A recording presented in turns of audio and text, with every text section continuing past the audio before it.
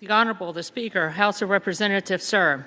I have the honor to transmit herewith a copy of the Certificate of Election received from the Honorable Adrian Fontes, Arizona Secretary of State, indicating that the special election held on September 23, 2025, the Honorable Adelita Grijalva was duly elected representative in Congress for the 7th Congressional District, State of Arizona. Signed sincerely, Kevin F. McCumber, Clerk.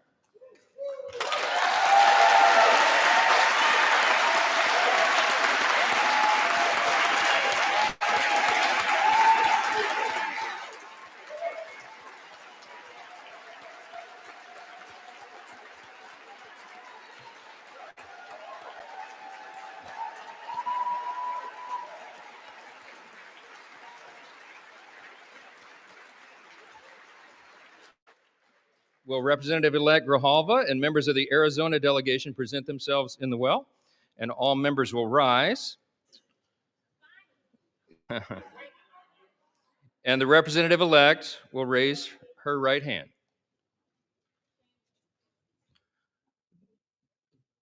Do you solemnly swear or affirm that you will support and defend the Constitution of the United States against all enemies, foreign and domestic, that you will bear true faith and allegiance to the same, that you take this obligation freely without any mental reservation or purpose of evasion, and that you will well and faithfully discharge the duties of the office on which you are about to enter, so help you God? Congratulations, you're now a member of the 119th Congress.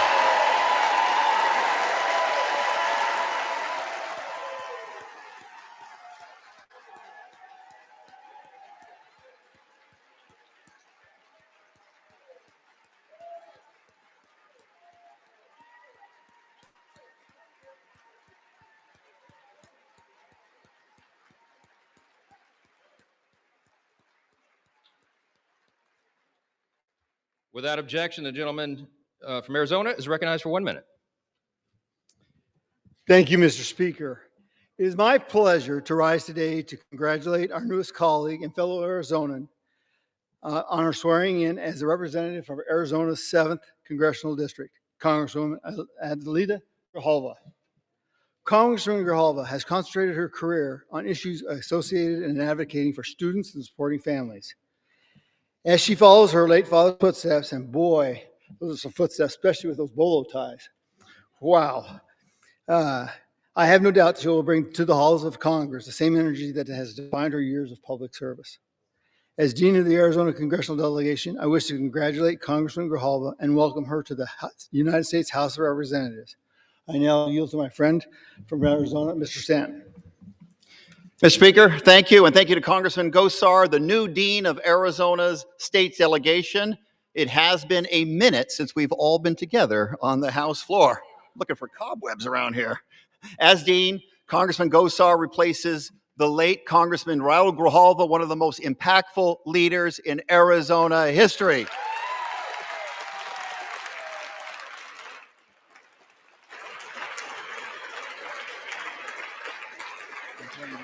And now, with great pride, I rise today to do something we have waited 50 long days to do, exactly 49 days too long, and that is to introduce our colleague from Arizona, Congresswoman Adelita Grijalva.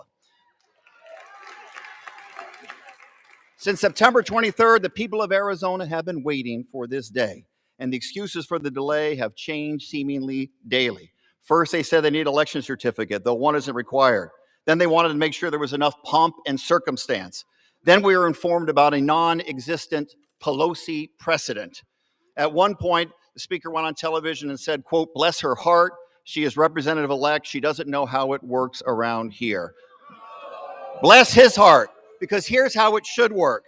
Let's call it the Adelita Grijalva precedent. When the American people vote, this chamber respects their will and seats them immediately. Politics should never come into play.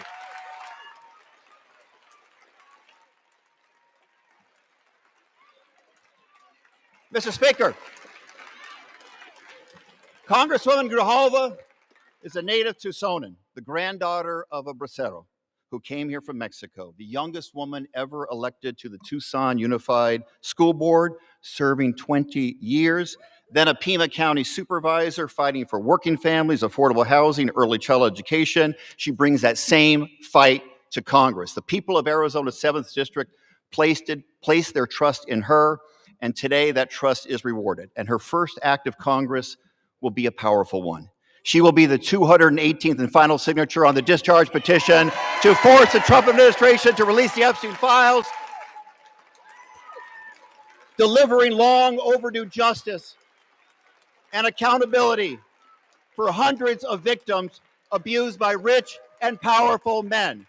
She is a smart, principled fighter through and through. Mr. Speaker, it is my honor to welcome and introduce to this chamber Congresswoman Adelita Grijalva.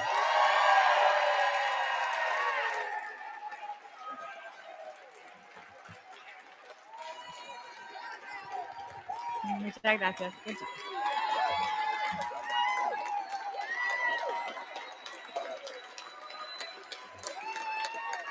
you.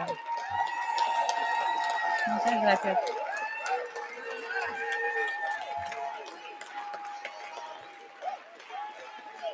Gracias. Thank you.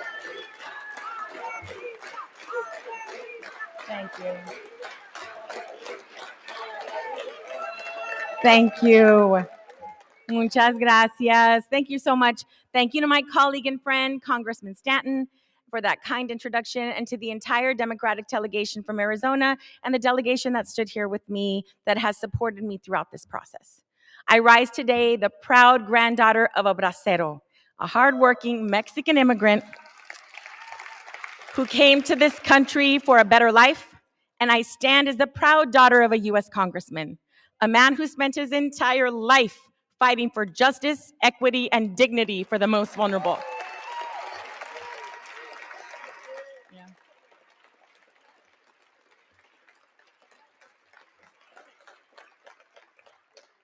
From working as a vaquero to serving in Congress in just a single generation, that is the promise of this country.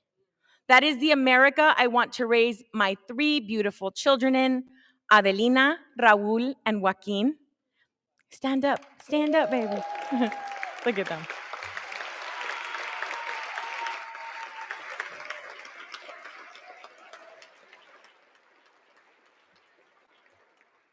They, along with my amazing husband Sol and my wonderful mama Ramona, are here with me today.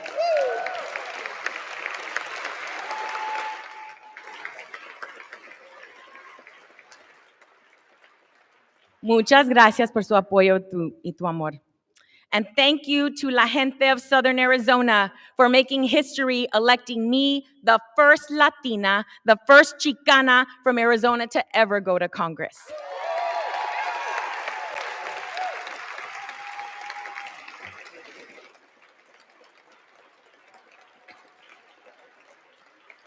Este momento es histórico para nuestra comunidad.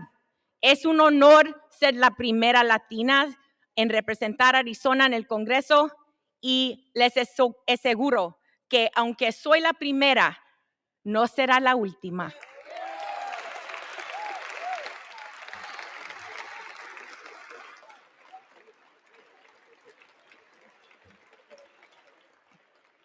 And while we celebrate this moment today, our American promise is under serious threat. Basic freedoms are under attack. Healthcare premiums are skyrocketing. Babies are being ripped away from their parents by masked agents. We can and must do better. What is most concerning is not what this administration has done, but what the majority in this body has failed to do. Hold Trump accountable as a co-equal branch of government that we are.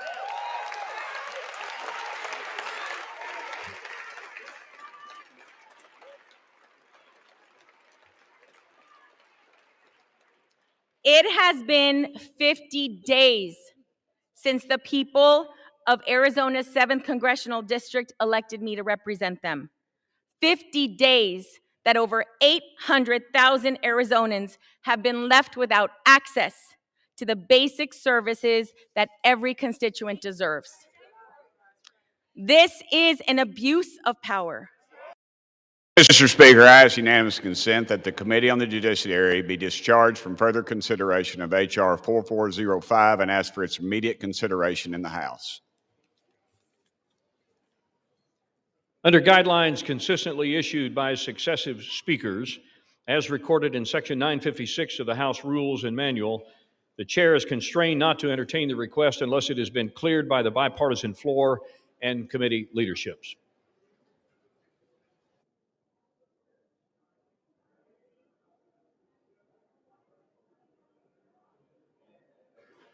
What purpose does the gentleman from Tennessee seek recognition? Parliamentary inquiry, Mr. Speaker. We Republicans are requesting this unanimous consent. Are Democrats objecting to this request? Chair reminds the gentleman from Tennessee that, as indicated by Section 956 of the House Rules and Manual, it is not a proper parliamentary inquiry to ask the chair to indicate which side of the aisle has failed under the Speaker's guidelines to clear a unanimous consent request, as was stated.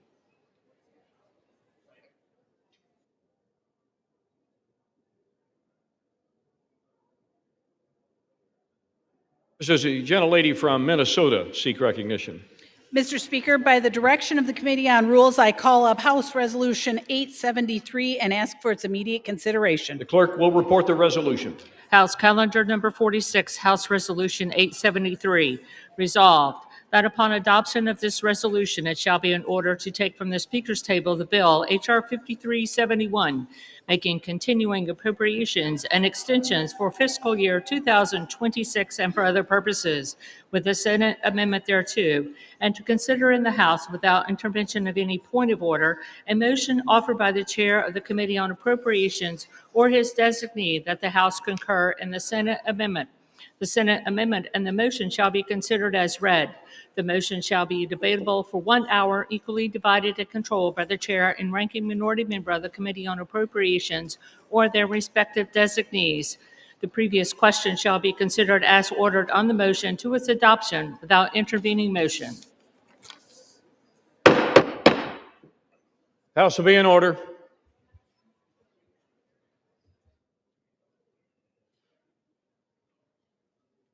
Gentlelady from Minnesota is recognized for 1 hour. Mr. Speaker, for the purpose of debate only, I yield the customary 30 minutes to the ranking member from Massachusetts, Mr. McGovern, pending which I yield myself such time as I may consume. During consideration of this resolution, all time yielded is for the purpose of debate only. Mr. Speaker, I ask unanimous consent that all members have 5 legislative days in which to revise and extend their remarks. Without objection. Mr. Speaker, last night, the Rules Committee met and reported a rule providing for the consideration of the motion to concur in the Senate amendment to H.R. 5371, the Continuing Appropriations, Agriculture, Legislative Branch, Military Construction and Veterans Affairs, and Extensions Act of 2026. And I am happy to say that it will end the government shutdown. The rule provides 1 hour of debate on the motion equally divided and controlled by the chair and the ranking member of the Committee on Appropriation or their designees. I rise in support of this rule and the underlying legislation. This bill delivers on our commitment to the American people by finally reopening the government. It delivers on the promises that we have made to our veterans, to our farmers, to our taxpayers. And let's be honest, this government shutdown was completely avoidable. On September 19th, House Republicans passed a continuing resolution that funded critical services and would have given us time to negotiate long-term solutions. It was a yes vote to keep the government open, to pay our troops, air traffic controllers, and federal employees. Every Democrat but one voted no. Every Democrat but one voted to shut the government down. This is not opinion. This is not messaging like Democrats keep trying to spin it. It is a fact that anyone can check the record. Democrats voted against a nonpartisan, clean CR, free of poison pills, and would have continued that would have continued Biden-level funding and kept the government open for negotiations. Democrats chose politics over people. They refused to support a common sense measure, and American families paid the price. This bill restores stability to our national nutritional program, which were put under unnecessary strain during the shutdown. It will fund WIC and SNAP, ensuring that low-income mothers and their babies have access to healthy and nutritious foods. These programs should not have been used as a bargaining chip during the shutdown. Republicans are stepping up to protect Americans and ensure these programs remain stable and funded. That is what responsible governance looks like. There are 3 appropriations bills included in this CR, put here to jumpstart our appropriations process. H.R. 5371 delivers for rural America. It provides funding for the Farm Service Agency to support our nation's farmers and ranchers. It invests in rural development programs, including funding affordable rental housing assistance for low-income families and seniors in rural communities. These investments strengthen our local economies and ensure that rural communities are not left behind. For our troops, this bill demonstrates our dedication to veteran medical care, including funding for mental health, telehealth services, homelessness programs, caregiver programs, opioid misuse prevention and treatment, medical research, healthcare tailored to our female veterans, rural healthcare initiatives, and construction for new VA hospitals and veteran cemeteries. We're also funding veteran disability programs, education benefits, and employment training. Funds will be invested in military family housing projects to support those that support our troops, and in projects to improve quality of life for our service members, including hospitals and schools. Mr. Speaker, H.R. 5371 is what governing with a purpose looks like. If Democrats had joined us in September to pass a common sense continuing resolution, we could have avoided this Democrat shutdown altogether. But they chose reckless posturing over responsibility. Now Republicans are stepping up to restore stability and reopen the government for the people. I stand in support of this bill, and I urge my colleagues to support H.R. 5371 and stay focused on what matters, serving the American people. With that, Mr. Speaker, I reserve. Gentlelady reserves her time. Gentleman from Massachusetts is recognized. Well, thank you, Mr. Speaker, and I want to thank the gentlelady from Minnesota for yielding me the customary time, and I yield myself such time as I may consume. Gentleman is recognized. It's great to see you all, Mr. Speaker. We've been looking for you guys everywhere. Where the hell have you been? Imagine my shock when I found out that you guys went home. 8 weeks of taxpayer-funded, paid vacation for Republicans. And why did Republicans do it? They did it because Democrats had the audacity to ask them to try to lower people's health care costs. And while they sat on their couch for 8 weeks, we were working. We listened to people who told us their health insurance premiums are doubling and tripling.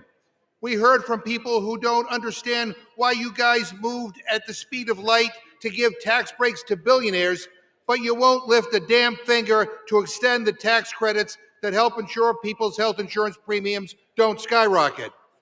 This CR, this dirty CR, which does nothing to solve the healthcare crisis, is one of the most immoral, unethical, evil things that I have ever seen happen in all my time in Congress. But it's just part of a larger pattern of indifference from Republicans that we have seen time after time after time. When the billionaire class needed another tax cut, when they wanted to funnel money to the people who write their campaign checks, boy, did Republicans deliver. They rammed through their awful, big, ugly bill in a nanosecond. What the hell is wrong with them? While regular people are struggling to pay bills, Donald Trump's net worth has gone up by $3 billion since he became president. People's health insurance premiums are doubling and tripling, but Republicans say there is no affordability crisis, even as their tariffs are costing people an extra $1,200 per year. Regular people can't afford the rent, and Republicans are letting Trump gild his bathroom and build a ballroom to host the rich and powerful elites who own the GOP. These guys are bailing out Argentina. They're giving $40 billion to an entirely different country rather than helping the 42 million Americans who can't afford to put food on the table. And here's the clincher, Mr. Speaker. Buried in this CR is a corrupt kickback for 8 Republican senators, a $1 million payday funded by taxpayers, taken straight from the Treasury and deposited directly into their pockets. What the hell is wrong with this place? They promised to put America first. The only thing you guys put first is yourselves. Yourselves and the rich and powerful people who pull your strings behind the scenes.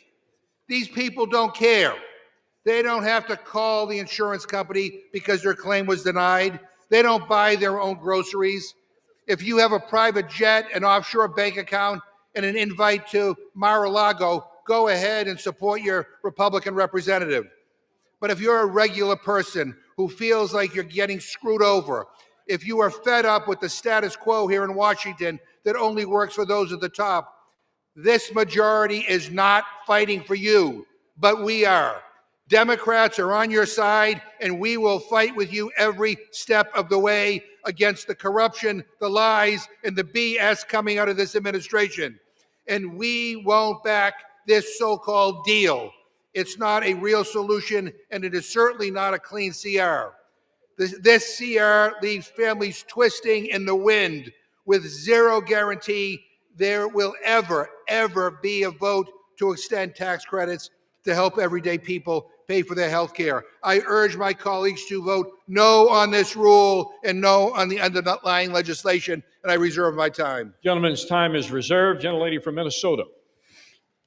Thank you, Mr. Speaker. And there is so much to unpack and to object to in the ranking member's opening statement. But I just want to comment on one of the issues. And I find the statement that Republicans were on vacation laughable.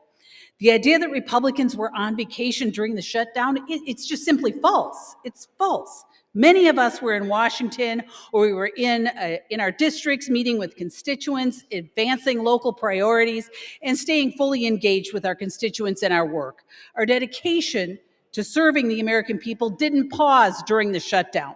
Whether in DC or back at home, which for the record, I was in both places, and many of my Republican colleagues were too, we were doing the work we were elected to do. And the real story here is not about the absence, it is about the commitment. And for Republicans, we never wavered. If the Democrats cared so much about working, they would not have shut the government down. And with that, I would like to yield 4 minutes to the gentlewoman from North Carolina, the esteemed chairwoman of the House on Rules. Gentlelady from North Carolina, Ms. Fox, is recognized for 4 minutes. Thank you, Mr. Speaker, and I thank the gentlewoman for yielding. Mr. Speaker, psychologists have a word for the things the Democrats accuse us of: projection. Mr. Speaker, I sure hope you did not watch all 7 hours of the Democrat group therapy session last night in the Rules Committee. But if you did, you saw what a clown show it was. It was a crisp 40 degrees outside when we adjourned at around 1:30 a.m. this morning, but with the amount of hot air being spewed by Democrats in the committee room for 7 straight hours, you would have thought we were in the dead of summer. Mr. Speaker, at this point, I don't think Democrats really agree on anything. Last night and into the early hours of this morning, they showed everyone that they couldn't even agree on what they're angry about. They went off on so many tangents that it would have been a miracle if they arrived at a single coherent thought at any point during our meeting. The American people will see the exact same thing play out from them during this debate and during general debate on the floor later today. Apparently, the only thing Democrats can agree on is that the government needs to stay shut down, and that the American people need to suffer even more than they have already made them suffer. We heard from Democrats repeatedly about the millions of people they believe are going to be affected when their own temporary COVID credits sunset at the end of this year. Their own temporary COVID credits. Did we hear anything about the millions of Americans who got walloped by Democrats when they shut the government down? Did we hear an apology from Democrats to the American people for deliberately misleading them over 40 days? Did we hear an admission that the only reason they shut down the government is to cover up for a catastrophic policy failure that they concocted and set an end date on? No, we didn't hear one of those things. Not one. Mr. Speaker, I'm not surprised. This is the kind of behavior that Americans have come to expect from Democrats. Has anyone ever noticed how Democrats have developed such a visceral reaction when confronted about their abdication of responsibility? They shut the government down, and the moment you call attention to their own actions, all they do is obfuscate and start shrieking about unrelated things. Scientists should study this at length and try to come up with a cure. It's a serious affliction, as was evidenced numerous times over in our Rules Committee meeting. It's well past time to reopen the government and end the Democrat-concocted nightmare that Americans have been living through for over 40 straight days. The CR before us will end that nightmare. It will get this legislative body and the entire nation moving once more. Democrats should grow a spine and accept responsibility for their own failures. I urge a yes vote on the rule, and I yield back. Reserve. Gentlelady from Minnesota reserves her time remaining. Gentleman from Massachusetts is recognized. Mr. Speaker, you got to love these Republicans. The gentlelady from Minnesota says they weren't on vacation. I want to remind her, you haven't voted for 8 weeks. And most people define vacation as you don't have to show up to work and you get paid. That's exactly what Republicans did. They didn't show up to work and they got paid. It was a paid vacation. I now yield 1 minute to the gentlewoman from Texas, Ms. Johnson. Gentlelady from Texas is recognized for 1 minute. Thank you so much. I rise today in strong opposition to this bill. I'm a hell no on any legislation that strips health care away from millions of Texans. In my district, nearly 100,000 of my constituents rely on the Affordable Care Act's tax credits to pay for their coverage. Without these life-saving credits, many of them will go without health care at all. Every day during this shutdown, my office has heard from thousands of families across my district saying, "For the love of God, save my health care." And tucked away in this bill is a brazen payoff, millions of taxpayer dollars funneled to the benefit of a handful of senators, while families are struggling to afford groceries and health care. We're being asked to sign off on a deal that lines the pockets of the very people who wrote it. That is an insult to every hardworking taxpayer who expects honesty from their government. The contrast could not be clearer. Republicans are operating in the currency of cruelty and corruption, while Democrats are fighting with courage and compassion. The American people deserve better, and I will never stop fighting to protect the basic necessities every family needs to survive. I yield back. Gentlelady from Minnesota. Mr. Speaker, I yield 2 minutes to the gentleman from Georgia. Gentleman from Georgia is recognized for 2 minutes. Thank you, Mr. Speaker. And, you know, the American farmer needs this bill to pass. The American soldier needs this bill to pass. Our air traffic controllers need this bill to pass. The men and women who protect us here in this Capitol and all federal law enforcement need this bill to pass. I'm one of those who represents a lot of federal employees, and they've been without a check for a long time, Mr. Speaker. This is very simple, very simple. It's way past time to open the government up.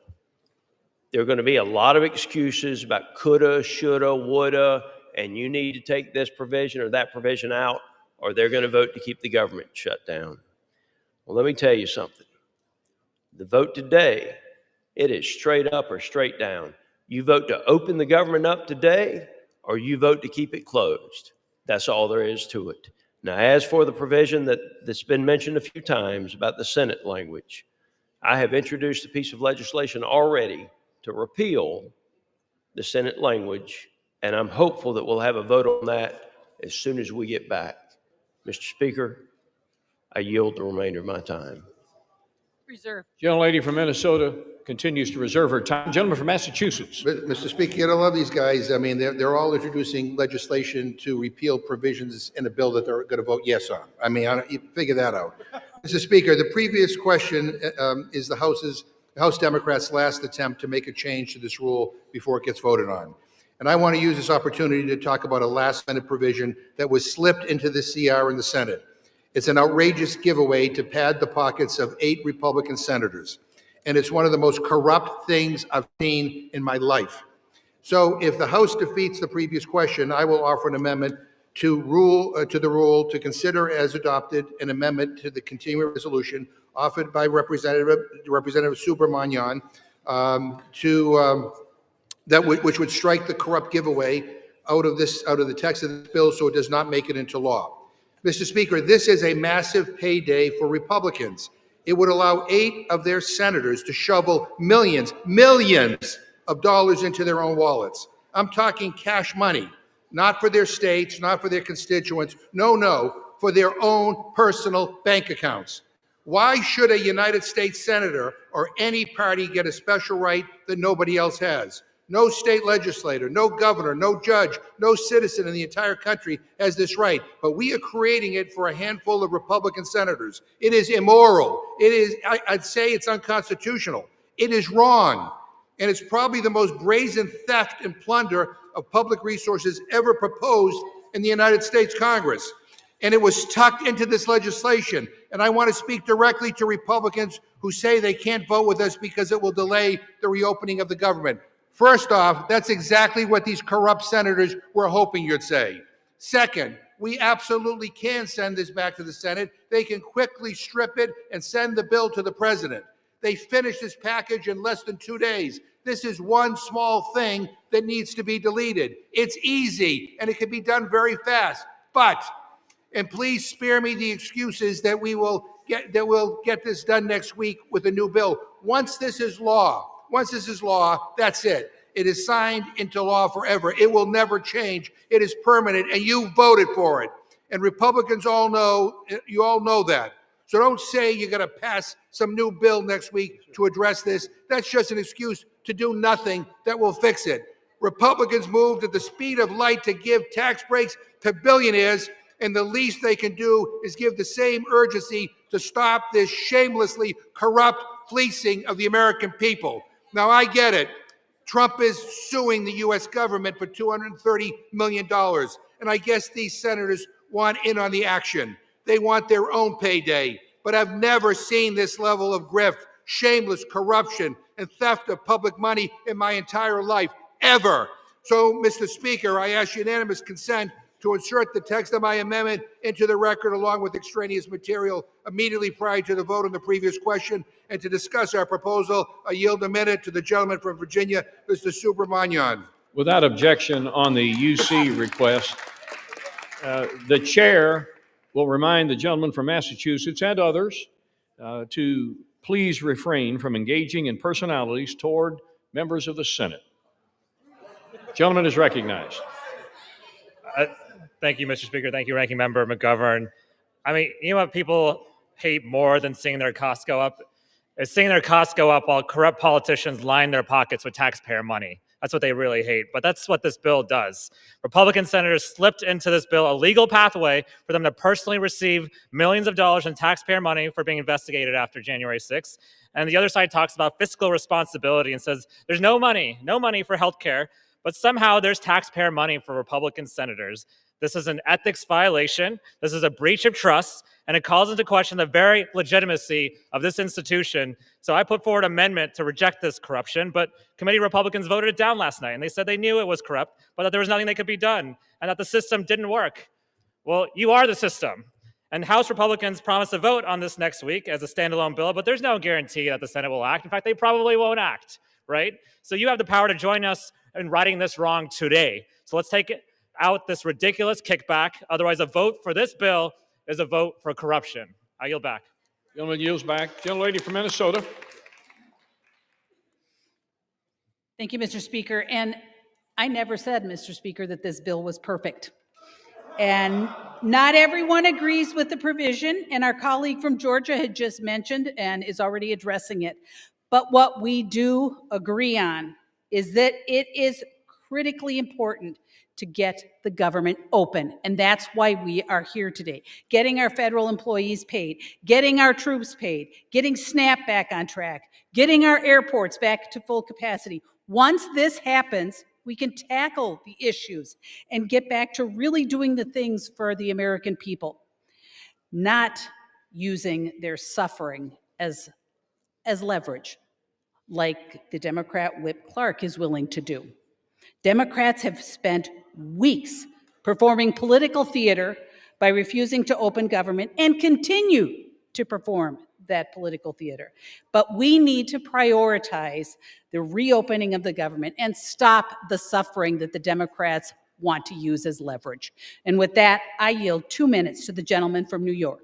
Gentleman from New York is recognized for 2 minutes. Mr. Speaker, I rise in strong support of this rule and ending this shutdown chaos. For more than 40 days, the American people have endured a painful and entirely avoidable government shutdown. Not because of policy differences, but because Senate Democrats and Chuck Schumer chose politics over people. And while Washington stalled, hardworking Americans paid the price. Our air traffic controllers went without pay. A system stretched thinner by the day, putting new strain on that system that put millions of lives at risk. Americans depend on them to keep our skies safe. In families who rely on SNAP and WIC, parents just trying to feed their kids were left wondering how they'd make it through another week. And at the same time, our border agents and our Coast Guard members, they continued to serve this country as their own families went without pay. And through it all, while everyday Americans carried the weight of the shutdown, Senate Democrats had chance after chance to end it. But instead, they chose to prolong the pain. That is not leadership, that's hypocrisy. It was never about budgets or priorities. It was about power. It's not about turning government on. For them, it's about turning government into performance, where the people paying the highest price are the ones furthest from Washington. For more than 40 days, families were used as political pawns and props, while those responsible stood in front of cameras pretending to solve the crisis that they created. I actually saw a member from my home state stand at a food bank, decry the fact that nutritional assistance was in question, then swear up and down that they would vote against ending this shutdown. That is the epitome of hypocrisy, and the American people deserve better than that. House Republicans did our job. We passed a clean continuing resolution weeks ago, the same kind of straightforward measure that should have been agreed to immediately to keep this government open. But Senate Democrats blocked that 14 times, prolonging this shutdown just to score points to their woke, angry mob. This measure before us today is the same bipartisan framework they could have passed 40 days ago. The only thing that has changed is the political calendar. So, Mr. Speaker, I urge my colleagues to support the rule, stand with the American people, the families of veterans and public servants who have carried the burden of this shutdown, and let's reopen our government, and let's get this country moving again. And I yield back, Mr. Speaker. Gentleman from Massachusetts. Mr. Speaker, I ask unanimous consent to insert into the record an article from ABC News entitled, "Inflation Climbs to the Highest Level Since January, Beef Prices Soar." Without objection. I request unanimous consent to insert into the record an article from the Washington Post entitled, "From Groceries to Gas, Americans Say They're Spending More Under Trump." Without objection. I ask unanimous consent to insert into the record an article from the New Republic entitled, "No, You're Wrong. Trump Spirals When Pressed on Rising Food Prices." Without objection. I ask unanimous consent to insert into the record an article from the New Republic entitled, "Trump Admits He Doesn't Care About Affordability as Economy Plunges." Without objection. I ask unanimous consent to insert into the record an article from MSNBC entitled, "Not a Big Issue. Republicans Shrug as Consumers Confront Healthcare Sticker Shock." Without objection. I ask unanimous consent to insert into the record an opinion article published in MSNBC entitled, "Trump's Argentina Bailout Once Again Puts America Last." Without objection. I ask unanimous consent to insert into the record an article from PBS entitled, "Trump Administration Working on Doubling Argentina Financing to $40 billion." Without objection. I ask unanimous consent to insert into the record an article from Forbes entitled, "Presidency Boosts Trump's Net Worth by $3 billion in a Year." Without objection. I ask unanimous consent to insert into the record an article from People.com entitled, "Donald Trump Hosts Great Gatsby-Themed Halloween Party as 42 million Americans brace for SNAP benefits to expire." Without objection. I ask unanimous consent to insert into the record an article from the New York Times entitled, "Trump's Latest White House Makeover, the Lincoln Bathroom in Marble and Gold." Without objection. I ask unanimous consent to insert into the record an article from The Nation entitled, "The Bill to End the Shutdown is Full of Giveaways to Republicans." Without objection. Mr. Speaker, I yield myself 15 seconds. Gentleman is recognized for 15 seconds. I'm sorry that the gentlelady thinks that trying to stop people's health care premiums from doubling and tripling and quadrupling is political theater, but we don't. And I don't have time to address all the BS coming from my colleagues across the chamber, but it's clear that this Republican leadership is not only failing to deliver on their promises, they're selling out at the expense of the basic needs of the American people. I reserve. Time is reserved. Gentlelady from Minnesota. Mr. Speaker, I yield 2 minutes to the gentleman from Texas. Gentleman from Texas, Mr. Roy, is recognized for 2 minutes. Thank the gentleman from Arkansas. I thank the gentlelady from Minnesota. And here we are on September 19th. House Republicans passed legislation which would have funded government through November 20th. Here we are on November 12th, and we are basically where we would have been had we just passed the bill that we passed in September. And what did we get for all of that? What happened over all these days? Well, my colleagues on the other side of the aisle were searching for a reason for voters to support them next November. They were searching for a cause. And we know this because there was intervening elections and a lot of rhetoric, but no result. We're here right now with Democrats having joined senators to send a bill over here, fund government through the end of January with 3 appropriations bills, which we worked through regular order, that keeps spending relatively flat, advances the priorities the American people sent us here to advance, to back up the president who is securing the border, which he was sent to Washington to do, to restore with massive subsidies.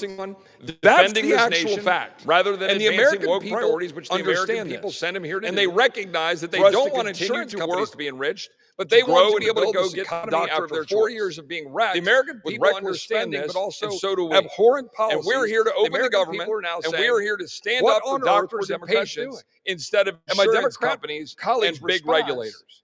I support this legislation because it's the only I know my Republican colleagues do.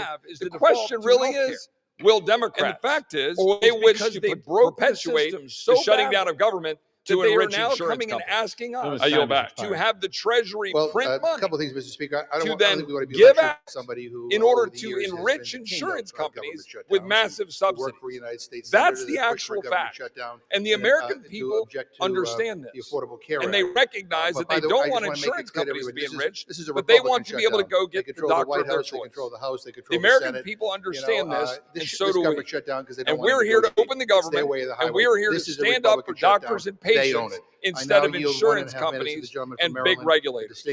I support this legislation. I know my Republican colleagues do. The question really is, will Democrats, thank you, Mr. Speaker. Or will they wish to this bill, perpetuate which they the now shutting down call of government imperfect, to enrich insurance contains companies? the single most corrupt provision for legislative self-dealing that anyone in this chamber today has ever voted on. It is such an egregiously corrupt act of legislator self-enrichment and plunder of the taxpayer that not only did every single House Democrat oppose it in the Rules Committee last night, but multiple Republicans were denouncing it.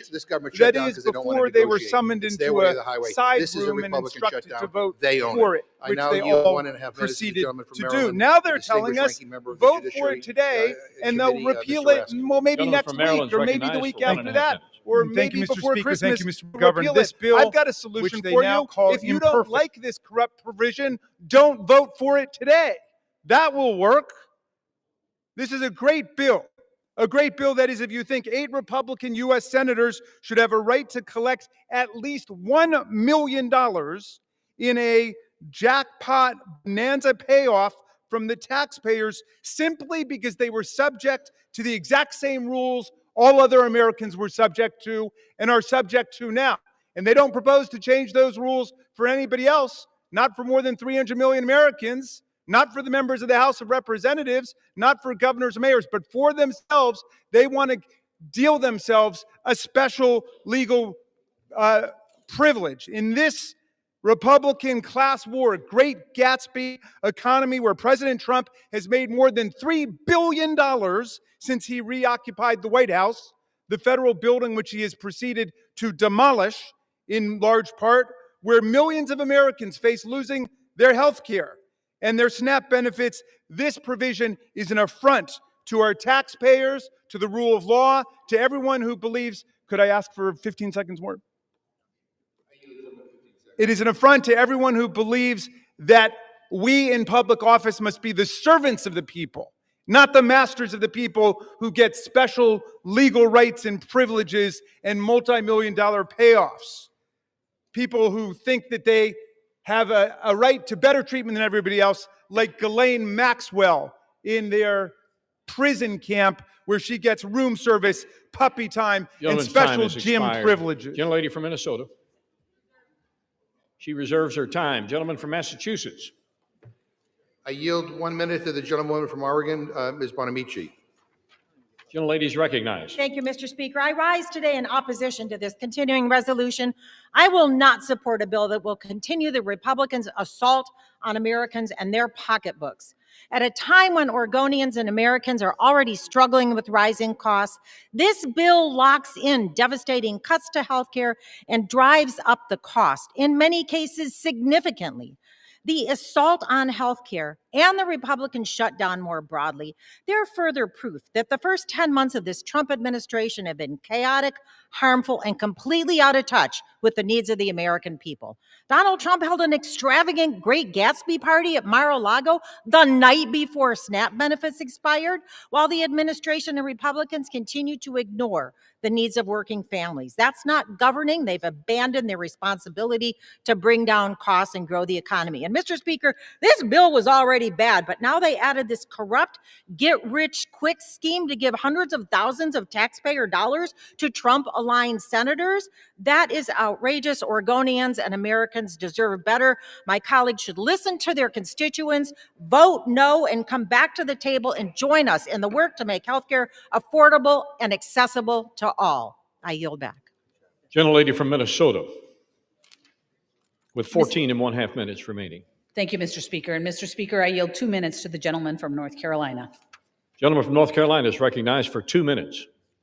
Mr. Speaker, I rise today as we are in the process of ending the longest government shutdown in our nation's history, and to affirm that this Congress will get back to leading America into her next golden age. Over 40 days, that is how long the government has been closed. For over 40 days, Democrats here in this body and in the Senate have chosen chaos over our country. They chose to shut the government down because politics demanded it, not policy. The elites who dominate their party's decision-making are the ones least impacted by its decisions. Were the far-left activists and Democrats here in this body the ones not getting paychecks? No, Mr. Speaker. That was the air traffic controllers, our troops, and our Capitol police officers. When these same people passed Obamacare, were they the ones impacted by the law, or was it the middle-class teacher in North Carolina who could no longer keep their doctor? We all know the answer to that, Mr. Speaker. And across the nation, federal workers are working 2 and 3 jobs just to stay afloat. Also, Democrats could champion illegal aliens who exploit our compassion as they poison our communities with deadly fentanyl. That is not governing. That was extortion of the American taxpayer. But that ends today. Today, we are in the process of finally reopening the government, returning to the business of the people, and further implementing the mandate our constituents sent us here to deliver on. Democrats chose to have a month of political theater, but political shows don't do one thing to help make the cost of everyday items more affordable. It is time to govern and to focus on making America more affordable for the middle class. Mr. Speaker, I urge a yes vote on this rule, and with that, I'll yield back. Gentleman from Massachusetts. Mr. Speaker, we're getting lectured on governance by a guy who is just coming off an 8-week paid vacation. Give me a break. At this time, I'd like to yield 1.5 minutes to the gentlewoman from New Jersey, the next governor of New Jersey, Ms. Sherrill.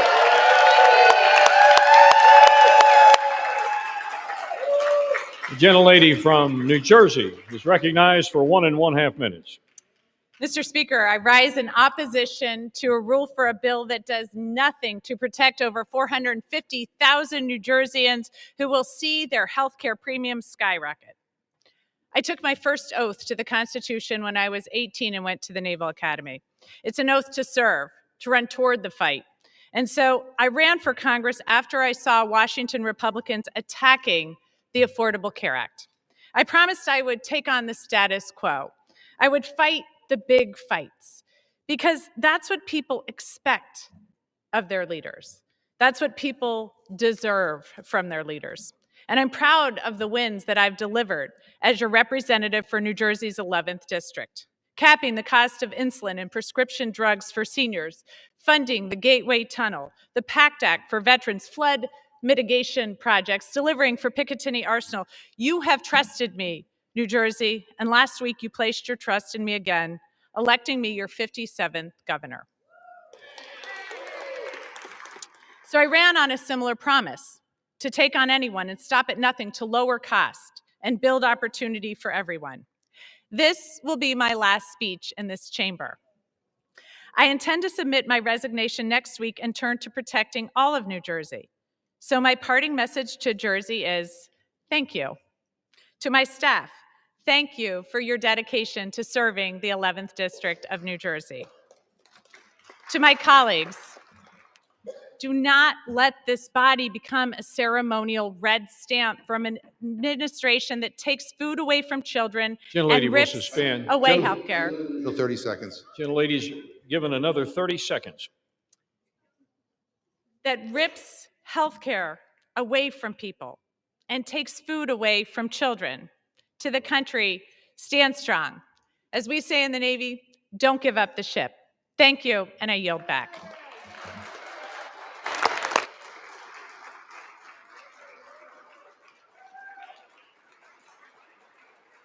Gentlelady from Minnesota reserves. Yes. Gentleman from Massachusetts. Mr. Speaker, I yield 1 minute to the gentleman from Rhode Island, Mr. Magazzino. Gentleman from Rhode Island is recognized for 1 minute. Mr. Speaker, House Republicans are back from their 54-day taxpayer-funded vacation. But don't get me wrong, they do know how to work hard. When billionaires wanted tax breaks, they moved mountains to make it happen. When Argentina needed a $40 billion bailout to help Trump's buddy, they moved quickly to make it happen at the White House. But when working people need help, when millions of Americans are seeing their health insurance costs double and triple, and Americans all across this country are feeling like they're going to have to go without health insurance for the first time in their lives because they can't afford it anymore and have to make that terrible decision about which of their family members they're going to cut off of their insurance, House Republicans are nowhere to be found. When Donald Trump's stupid tariffs are raising the price of groceries, the cost of coffee is up 40% over the last year, House Republicans are silent. When working people need help, they are absent. Shameful. So they will work when billionaires need tax cuts, when Argentina needs a bailout, but when working people need relief, they go on a taxpayer-funded vacation. Shameful, Mr. Speaker. Vote no on this budget. Do not cut the health care of the American people, and I yield back. Gentlelady from Minnesota. Thank you, Mr. Speaker, and I yield 1 minute to the gentleman from New York. Gentleman from New York is recognized for 1 minute. The reason we know this is a Democratic shutdown is because of how angry they are that we're about to reopen the government, period. That's all you need to know. In 2023, Jerry Nadler said shutdown is really an extremist policy designed to appeal to an extremist base and hold the whole country hostage. That is exactly what the Democrats have done over the last 43 days. They have held the American people hostage, trying to extract insane things like free health care for illegal immigrants. If they were serious about tackling the health care affordability crisis in this country, then they would address the fundamental problem with Obamacare.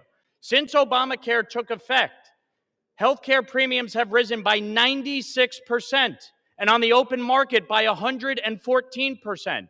When I asked Leader Jeffries to sign on to the 1-year extension of the premium tax credit, he refused. He stuttered, he stammered, he couldn't answer a single question because this shutdown was never about health care. It was always about appeasing a far-left radical base. Chuck Schumer said, every day gets better for us. Catherine Clark said, of course people will suffer. We want to use this as leverage. It is an embarrassment to this country. You should all be ashamed of yourselves for inflicting this pain on the American people, taking away food stamps from 42 million Americans, defunding WIC, not paying our troops, our federal employees, our air traffic controllers. It's a disgrace, and you should all hang your heads in shame.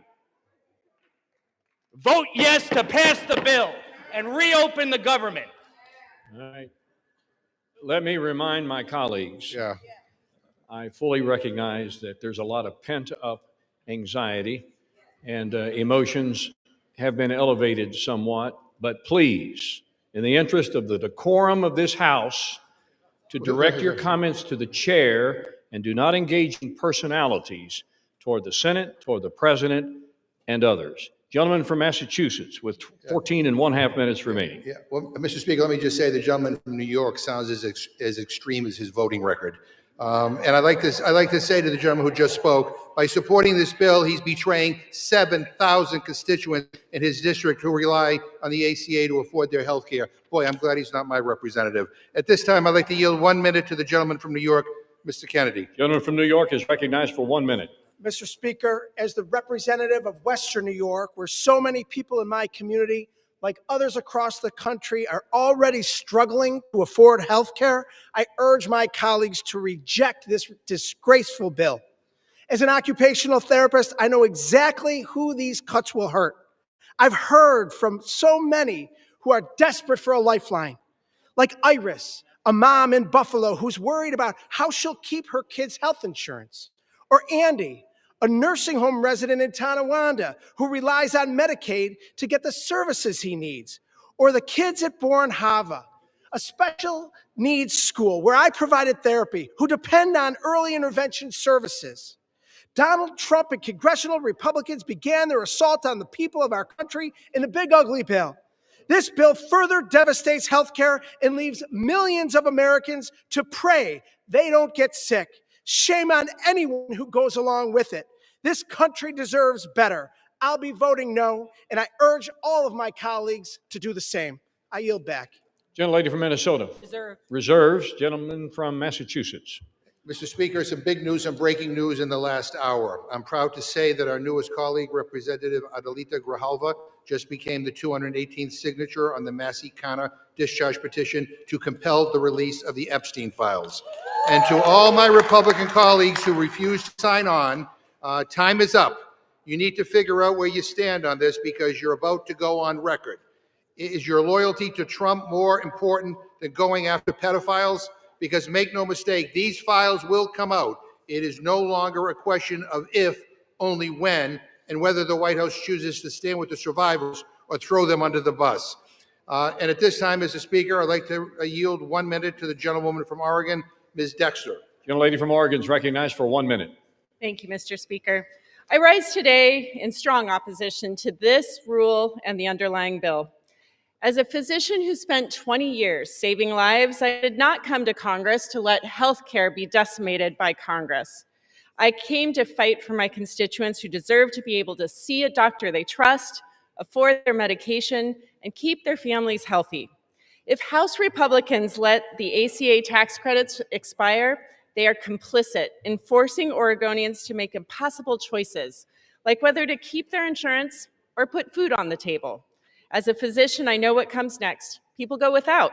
They go uninsured, they delay care, and they skip refills. They get sicker, and sometimes they end up in medical debt that is devastating. The cost of living is already too damn high. Republicans are committed to cutting your care. They patently rejected amendments to protect Americans, ignoring millions of American families who are desperate for relief. I will be an absolute no on the rule and the underlying bill, and I refuse to give up on ensuring affordable health care for all. Thank you, Mr. Speaker. I yield back. Gentlelady from Minnesota. Mr. Speaker, I just wanted to say just really quickly, the ranking member mentioned the discharge petition, and he's very proud that it has 218 signatures, but not that long ago, today, we had a UC that would have moved that along, would have moved that resolution along over to the Senate, and I believe the Democrats objected to it. So it seems more like a political stunt than it does that they actually wanted to have that resolution moved along, because if they had not objected, it would have gone on its way and they would have accomplished what they wanted to do. So I don't see their real desire to have the resolution passed. I see it more of, like I said, a political stunt. And it certainly is actually a moot point, given that Oversight is already releasing many of those files. As a matter of fact, I believe they've done tens of thousands of them, but I believe this morning they did another 20,000 files. So they are being released, and this all seems for naught. But with that, Mr. Speaker, I would like to yield 1 minute to the gentleman from California. Gentleman from California is recognized for 1 minute. Mr. Speaker, Jimmy Fallon offered Democrats this pro tip. If you're going to call it the Republican shutdown, you're not supposed to get mad that it's ending. Anyone who remembers their schoolhouse rock knows that once the House originates an appropriation, the Senate must either amend it or pass it. Now, the House did its job on September the 19th with a simple appropriation that made no policy changes. It merely kept the government operating at current levels while we finished debating priorities. Democrats deliberately blocked the Senate from acting, demanding $1.5 trillion of new spending as a ransom.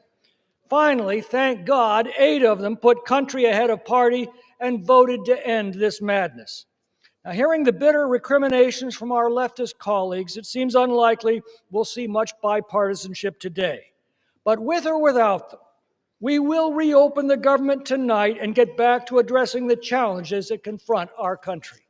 I yield back.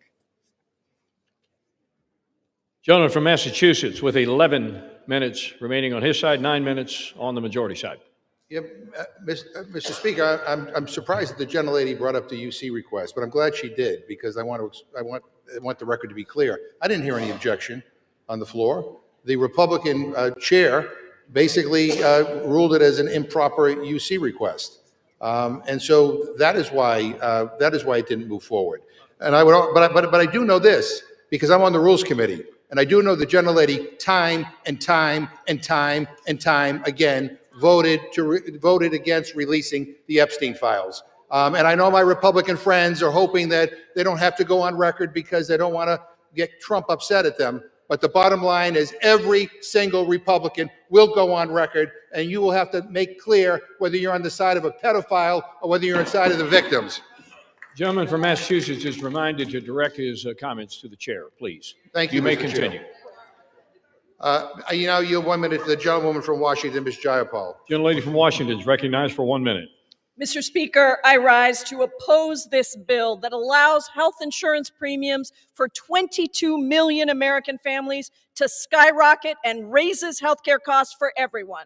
Trump and his Republican cult of followers in Congress have unleashed shameful crisis of cruelty and corruption on the American people. First, they slashed Medicaid by $1 trillion, kicked 15 million Americans off of health care, set up the playboard for rural hospitals to shutter, all so that you could give $7 trillion in permanent tax breaks to their billionaire buddies. Then they refused to negotiate with Democrats to extend the Affordable Care Act tax credits so that 22 million Americans wouldn't have to choose between health care and rent. And when we refused to go along with that, they caused this 45-day Republican shutdown, illegally refused to pay SNAP benefits for the hungry, and illegally canceled flights, throwing the country into chaos.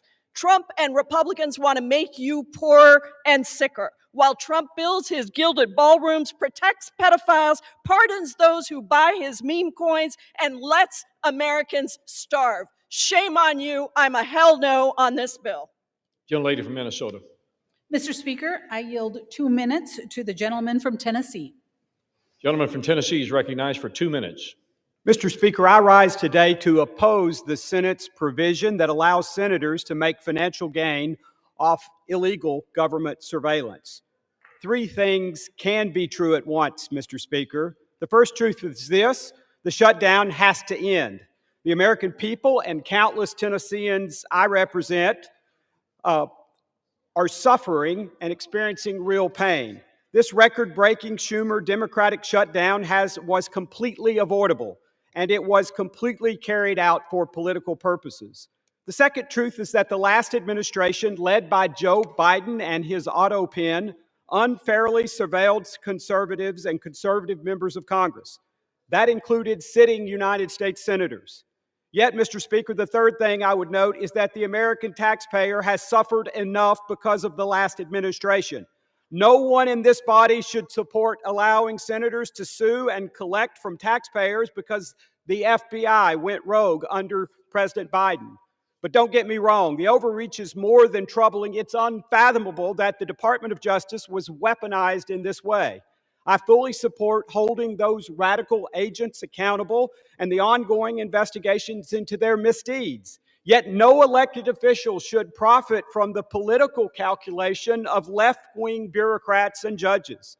Mr. Speaker, the folks I represent are still reeling from historic Bidenflation, the effects of the border crisis, and the regulatory agenda of the last administration. It is shameful to ask them to shoulder the burden of paying U.S. senators $500,000 or more for those misdeeds. With that, I yield back, Mr. Speaker.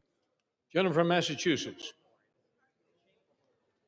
Okay, Mr. Speaker, I yield 1 minute to the gentleman from Texas, Mr. Green. Gentleman from Texas is recognized for 1 minute. And still I rise, Mr. Speaker. I rise to call to my colleagues' attention that they are no longer claiming that this is a clean CR. The truth is that it is a dirty, filthy, stealthy CR that has been contaminated with millions of dollars for people who have not earned it, but rather who want to take it from the taxpayers of this country because they have concluded somehow that they have been harmed when no harm has been proven or brought to our attention. I believe that health care for all is important because we in the Congress have the best health care in the world. Yet people with the best health care in the world do not see fit for persons who need it, who are among the least, the last, and the lost, to acquire health care, something that they have. Health care is becoming wealth care for too many people in this country. We need to extend the subsidies. We need to make sure that everybody who can get to a doctor gets care. This is not a poor country. I refuse to take a poison pill and have you tell me that I'll regurgitate it next week. The poison pill. Gentleman's time has expired. Gentlelady from Minnesota reserves. Gentleman from Massachusetts. I inquire how many more speakers the gentlelady has, because she doesn't seem to have very many.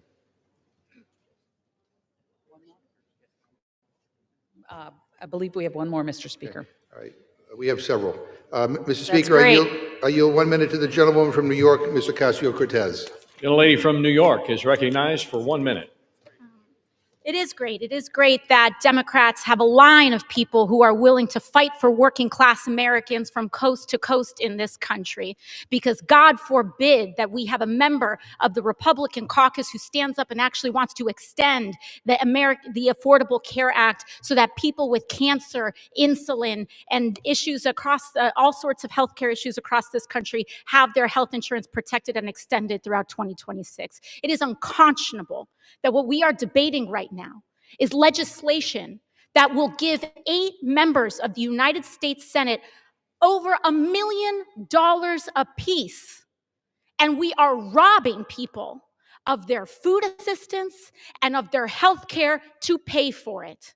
How is this even on the floor? How can we, as members of Congress, Republican or Democrat, vote to enrich ourselves by stealing from the American people? That is what this legislation does. In fact, Senator Graham just went before the press earlier today saying he was going to seek well over $1 million from the American people from this. We cannot support it, and we cannot stand for it. Thank you. Gentlelady's time has expired. Gentlelady from Minnesota. Thank you, Mr. Speaker. And I just wanted to point out to some of my colleagues that, you know, the Democrat government shutdown stopped the SNAP benefit. So if they were very concerned about those, about making sure that people had their nutritional assistance, they wouldn't have shut down the government, because that is what caused it. And with that, Mr. Speaker, I yield 1 minute to the gentleman from Texas. Gentleman is recognized for 1 minute. Thank you, Mr. Speaker. It was great to hear from the new leader of the Democrat Party, Mrs. Alexandria Ocasio-Cortez. Unfortunately, we didn't also get to hear from their other leader, Mr. Zoran Mamdani. Mr. Speaker, I'm going to be proud this evening to vote to reopen the federal government. House will be in order. Mr. Speaker, for 40 days, the Democrats shut our government down to pursue unrealistic policy proposals that they know the American people do not want. Mr. Speaker, the American people do not want health care for illegal aliens. They do not want our tax dollars funding left-wing media outlets, and they do not want to drive up our debt $1.5 trillion as part of a short-term continuing resolution. Mr. Speaker, the last 40 days have been nothing but pure political nihilism, and I'm glad that this nightmare is over so that we can get back to work on behalf of the American people. Thank you, Mr. Speaker. I yield back. Gentleman from Massachusetts. Gentleman from Massachusetts. I reserve. Gentleman reserves his time. Gentlelady from Minnesota. Reserve. Reserves. Who seeks time? Well, Mr. Speaker, let me first of all just say to the gentlelady, this is Republican shutdown. It didn't need to happen. All you need to do is extend the ACA tax credit so that people wouldn't get screwed on their health insurance bills. But I also point out to her that the President of the United States illegally withheld SNAP benefits. And two federal judges, basically two court orders, backed us up on that. And he's the first president ever in history to actually shut off food benefits to people during a shutdown. Shame on him. I now yield 1 minute to the gentleman from California, Mr. Khanna. Gentleman from California is recognized for 1 minute. Thank you, Mr. Speaker. Mr. Speaker, our country is at a moral crossroads. Just today, it comes out that billionaires are worth $8 trillion, more than 50% of Americans combined. And what does the president do? He decides he doesn't have the money for the American people. He's going to starve the American people to give $40 billion to the corrupt libertarian leader in Argentina. $9 billion would have fed the American people. How is that America first? And then he says, I don't care about the cab driver who's paying $2,600 now per month in health insurance, as opposed to $44, because I don't want to save the 20 million Americans who are going to face high premium increases. How is that America first? We need national health insurance in this country. We need to tax billionaires in this country. We need to fund SNAP in this country, and we need to stop funding Argentina and corrupt foreign leaders. Gentlelady from Minnesota. Thank you, Mr. Speaker. And I just wanted to address for just a second the health care issue that the Democrats continue to bring up and act like this had anything to do with everyone in the country's premiums, because we are talking about the COVID era Affordable Care Act's COVID era subsidies.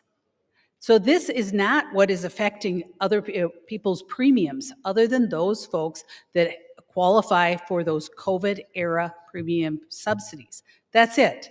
They continue to make it sound like this is responsible for every kind of increase that people are seeing. And so the Affordable Care Act's original subsidies will remain in place. So that's the original subsidies, ensuring that millions still qualify for the income-based tax credits and capping out-of-pocket costs relative to income. It's the COVID era. I can't say that enough. It is the COVID era subsidies that are in question here. Premium increases are actually driven by multiple factors, including medical inflation, provider consolidation, and rising drug costs. But to actually reduce premiums, that's what we must address. And we must have comprehensive discussions about that, not just political theater and sound bites. We have to actually sit down and have those discussions, and that's what getting the government back open will do. I reserve. Gentlelady reserves her time. Gentleman from Massachusetts. Mr. Speaker, the ACA polls at 65%. Donald Trump is at 37%. I now yield 1 minute to the gentlewoman from Massachusetts, Ms. Presley. Gentlelady from Massachusetts is recognized for 1 minute. Mr. Speaker, I rise today on behalf of every elder who can't afford their prescription, every parent who went to work hungry so their child could eat. In the United States of America, there is no lack of resource, only a deficit of empathy, political will, and courage. At its best, government is a backstop, a compassionate steward of the public good. At its best, government catches people when they stumble in a moment of hardship. At its best, government does right by the people, all the people. Struggle does not discriminate, Mr. Speaker. Hardship is not a character flaw. It has zero to do with work ethic. Every single person is one diagnosis, one layoff away from hardship. Life can change at an instant. What we are bearing witness to is not only a lack of political courage, but it is a fundamental betrayal of the people. Incompetence and indifference to the suffering of our constituents and our neighbors. The shame and the sham of it all. Any member of Congress who would vote to deny a child a meal or medication, it is child abuse and neglect. I ought to file a 51A on you for that. Every person in this chamber, every person in our country has lost a loved one to cancer, and yet you would vote to deny people life-saving cancer treatment and research. Republicans control the House, the Senate, and the White House, and with the majority, you have chosen to enact harm to make people hungrier, poorer, sicker, and less safe. The shame and the shame of it all. You, the people, deserve better. We, the people, deserve better, and I won't stop fighting until you get it. Gentlelady from Minnesota. Prepared to close. Gentlelady is prepared to close. She has 4 minutes remaining. Gentleman from Massachusetts. Yeah, I'm not. So I'd like to yield 1 minute to the gentleman from Wisconsin, Mr. Pocan. Gentleman from Wisconsin is recognized for 1 minute. Thank you, Mr. Speaker. Yes, the federal government will officially reopen with the House vote today, but here's what won't happen. We won't protect the 22 million people paying more for the Affordable Care Act, or the 15 million people losing their health care outright due to Republican actions in the big ugly law, nor will we stop the healthcare rate increases for everyone in this country. And we won't be restoring food assistance today for millions of Americans who benefit from SNAP because House Republicans voted to cut the #1 program that keeps kids and seniors out of poverty by over $180 billion. Nor will we be able to roll back the tax cuts for billionaires and your GOP donors that you funded by gutting those healthcare and food programs. But I sure hope you're tanned and rested after your 8-week paid vacation, because you're going to need it. Democrats are going to continue fighting every single day for people's health care and food benefits, and we're going to be on you day after day until we get it done. Vote no. I yield back. Gentleman yields back his time. Gentlelady from Minnesota. I'm prepared to close, Mr. Speaker. Gentleman from Massachusetts. I'm not quite yet, so I yield 1 minute to the gentleman from Maryland, Mr. Olszewski. Gentleman from Maryland is recognized for 1 minute. Mr. Speaker, this funding deal is why Americans have lost faith in Congress. It does absolutely nothing to address the crushing cost of health care and what amounts to a massive tax hike on working families. It does absolutely nothing to stop President Trump from canceling the very funding we would provide, something he's already done again and again. But here's what it does. It allows senators to write themselves, and only themselves, million-dollar checks because their phone records were legally subpoenaed, checks paid for by American taxpayers. It's corruption at a whole new level. With bribery and insider trading, someone breaks the law. Here, Congress is writing a law that protects and funds corruption. It's brazen and disgusting in an effort to legalize corruption. And anyone who votes for this CR is complicit in that corruption. If government still belongs to the people and not the powerful, we must reject this self-serving scam. I yield. Gentleman yields back his time. Gentlelady from Minnesota is still prepared to close. Gentleman from Massachusetts with 2.5 minutes remaining. So I'll close, Mr. Speaker, for our side. Mr. Speaker, I don't have enough time to rebut all the absurd claims made by the other side. Suddenly, they all have an opinion on health care. They had a decade to come up with a plan, and they came up with nothing. But I'm glad they finally acknowledged that this is a dirty CR that shovels millions of dollars into the pockets of Republican politicians. They hate this bill so much that they're all going to vote for it. They say that we shut the government down. Really? The last time I checked, Republicans are in charge around here. We heard for months about their mandate. They control the House, the Senate, and the White House. They have a duty to keep the government open, and they failed. They did not have the votes. They refused to negotiate with us because we wanted to help regular people instead of billionaires. And now they want to blame us for the consequences of their own actions? What the hell is wrong with them? Give me a frigging break. America is the richest country in the history of the world. We are blessed with an abundance of so much. There should not be an affordability crisis. Every single person in this country should be able to have a good job, a living wage, affordable food and health care, and have a shot at a better future. That's what I'm fighting for. That's what we're fighting for. That's how I want to make America great. That's the Democratic vision for what this country could be. And from a moral perspective, from a set of values, we believe it is immoral to have a system that gives so much to just a few billionaires while depriving so many of the basic things they need to live a good life. And it is clear to me after this debate that Republicans do not share those same values. And I'm going to fight like hell. We are going to fight like hell because I believe in America. We believe in America. And we believe that the hopes and the dreams of the American people will prevail. And with that, I yield back. Gentleman yields back his time. Gentlelady from Minnesota with 4 minutes remaining to close. Thank you, Mr. Speaker. And as we wrap up this debate, I want to take a moment to cut through the noise from our colleagues, from our colleagues on the left. Instead of focusing on the legislation before us, they're resorting to fear tactics and tossing out false claims about what this shutdown is really about.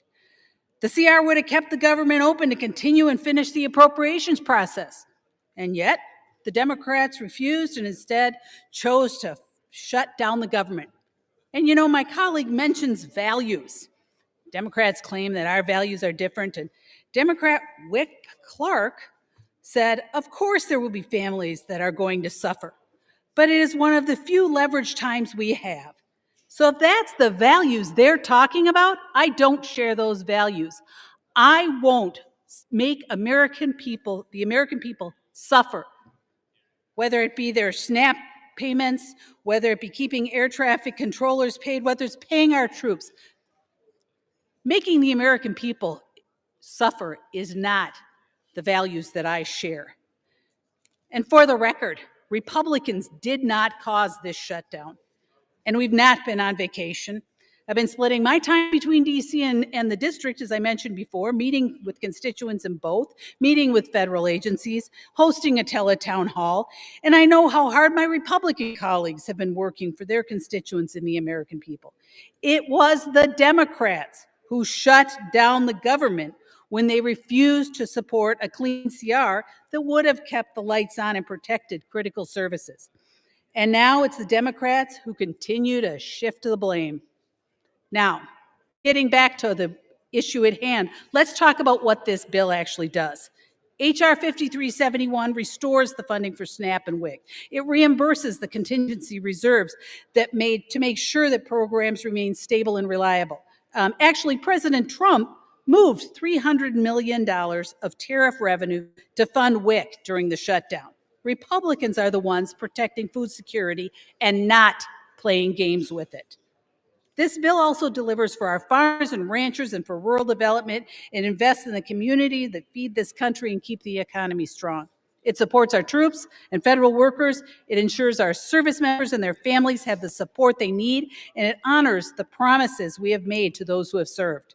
And yes, it reopens the government, restores stability, and resumes regular order. So let's be honest about what a yes vote means. A yes vote is a vote for veterans care. A yes vote is a vote for SNAP and WIC. A yes vote is a vote for $700,000 a fire engine in Ranking Member McGovern's district, and $1 million for the Navajo Nation Community Development Division in Representative Ledger Fernandez's district. A yes vote is for farmers. A yes vote is for our troops, and for federal workers. And yes, it is for reopening the government. And a no vote, well, that's a vote against all of that. including the development of a wastewater treatment facility in Mr. Negus's district, and $1.5 million in watershed conservation in Representative Clark's district. It's a vote against federal workers. It's a vote against health care. It's a vote against feeding hungry children, and it's a vote against common sense. Mr. Speaker, with that, I yield back the balance of my time, and I move the previous question. Question is on ordering the previous question on the resolution. Those in favor say aye. Those opposed, no.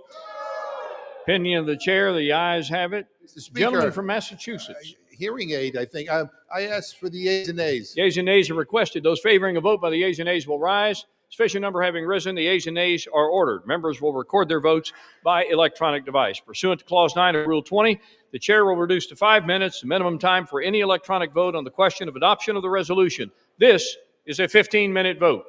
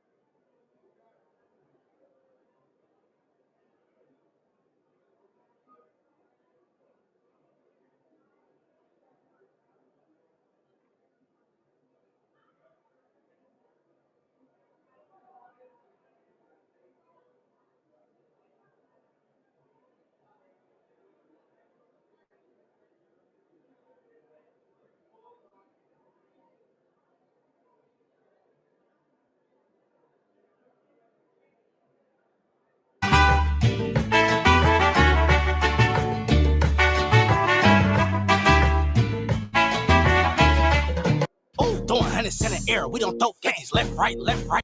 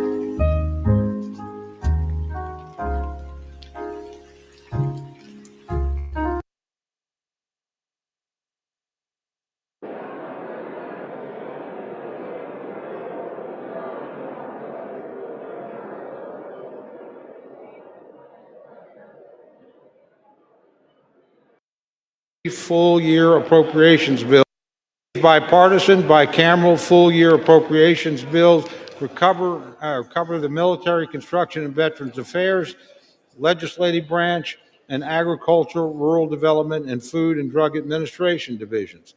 Once passed, we will have full-year funding in place for many of our most crucial programs. Military construction needs will be met for a full year, as will medical programs for our nation's veterans. The legislative branch will be properly resourced, including critical funding enhancements for the Capitol Police and for member security. And agriculture, food, and nutrition programs like WIC and SNAP will be fully funded to help vulnerable people in need. Importantly, this legislation delivers member-driven community project funding in both the military construction and agricultural division, which will direct resources back into the hands of the communities we represent. This was a top priority for the Appropriations Committee, and we achieved it while holding overall spending levels in check. It's responsible appropriations progress like this that causes me to reflect on an important message to our friends in the Democratic leadership. My sincere apologies to Minority Leaders Jeffries and Schumer, but after today, you will no longer get to hold the government hostage, and you will not get to force a rushed, pork-filled Christmas omnibus at the end of the year. Republicans have actively restored a responsible line-by-line process. Over the next few months, we will continue this work and efforts through regular order. This Article I advancement is an accomplishment that every member of this chamber can be proud of, regardless of party. Yet some still need to decide what they stand for today. So to my colleagues on the other side of the aisle, do you want the leverage or do you want to legislate? Do you treat Americans as collateral damage or as constituents? And do you answer to your caucus or your country? For Republicans, the answer has been clear for the last 43 days. We have and we will continue to put Americans first. Democrats can join us. They have an opportunity to make the responsible choice to reopen our government and pass 3 official full-year appropriations bills. 8 Senate Democrats saw reason and did exactly that. I hope House Democrats do the same. True courage is taking responsible action for the nation, even when politics makes it inconvenient. Let's reopen the government and get back to work. With that, Mr. Speaker, I reserve the balance of my time. The gentleman from Oklahoma reserves. The gentlelady from Connecticut is recognized. Thank you, Mr. Speaker. The House is not in order. Thank you. House will be in order. Thank you very much, Mr. Speaker. I yield myself 7 minutes. The gentlelady is recognized. I rise in opposition to this bill that does nothing, not one thing, to address the Republican health care crisis amid a cost of living crisis. More than 20 million Americans will have to pay double, even triple their monthly insurance premiums in just a matter of weeks. And this bill leaves families without even a glimmer of hope that their costs might go down. Energy prices are up, grocery prices are up, housing costs are up. When 2/3 of American workers are living paycheck to paycheck, you can understand why the most important issue on their minds is affordability. What does President Trump say? And I quote, "Affordability is a con job," end quote. How out of touch can you be? Mr. President, start to listen to the American people, not your millionaire, billionaire friends. President Trump and my Republican colleagues refuse to address this issue. They continue to avoid it. They were so intent on avoiding it that they shut down the government instead of dealing with it. Speaker Johnson has indicated that he will not deal with it.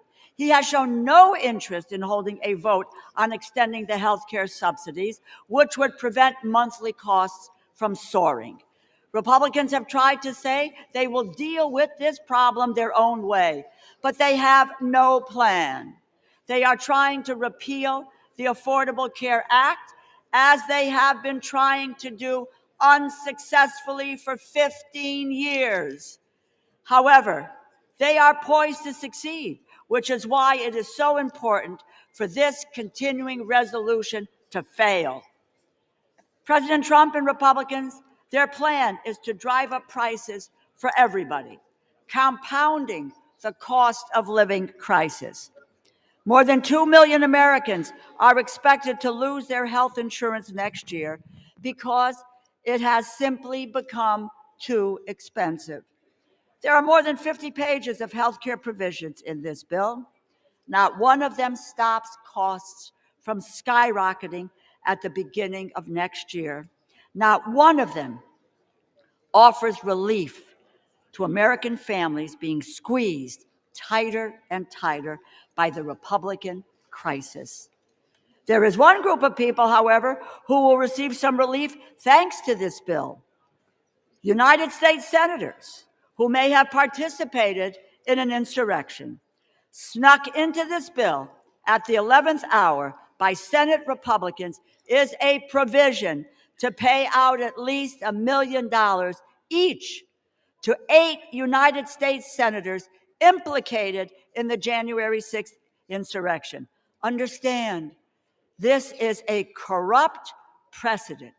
This is where members can profit from their own votes. It's the fleecing of the American people, which they get and understand.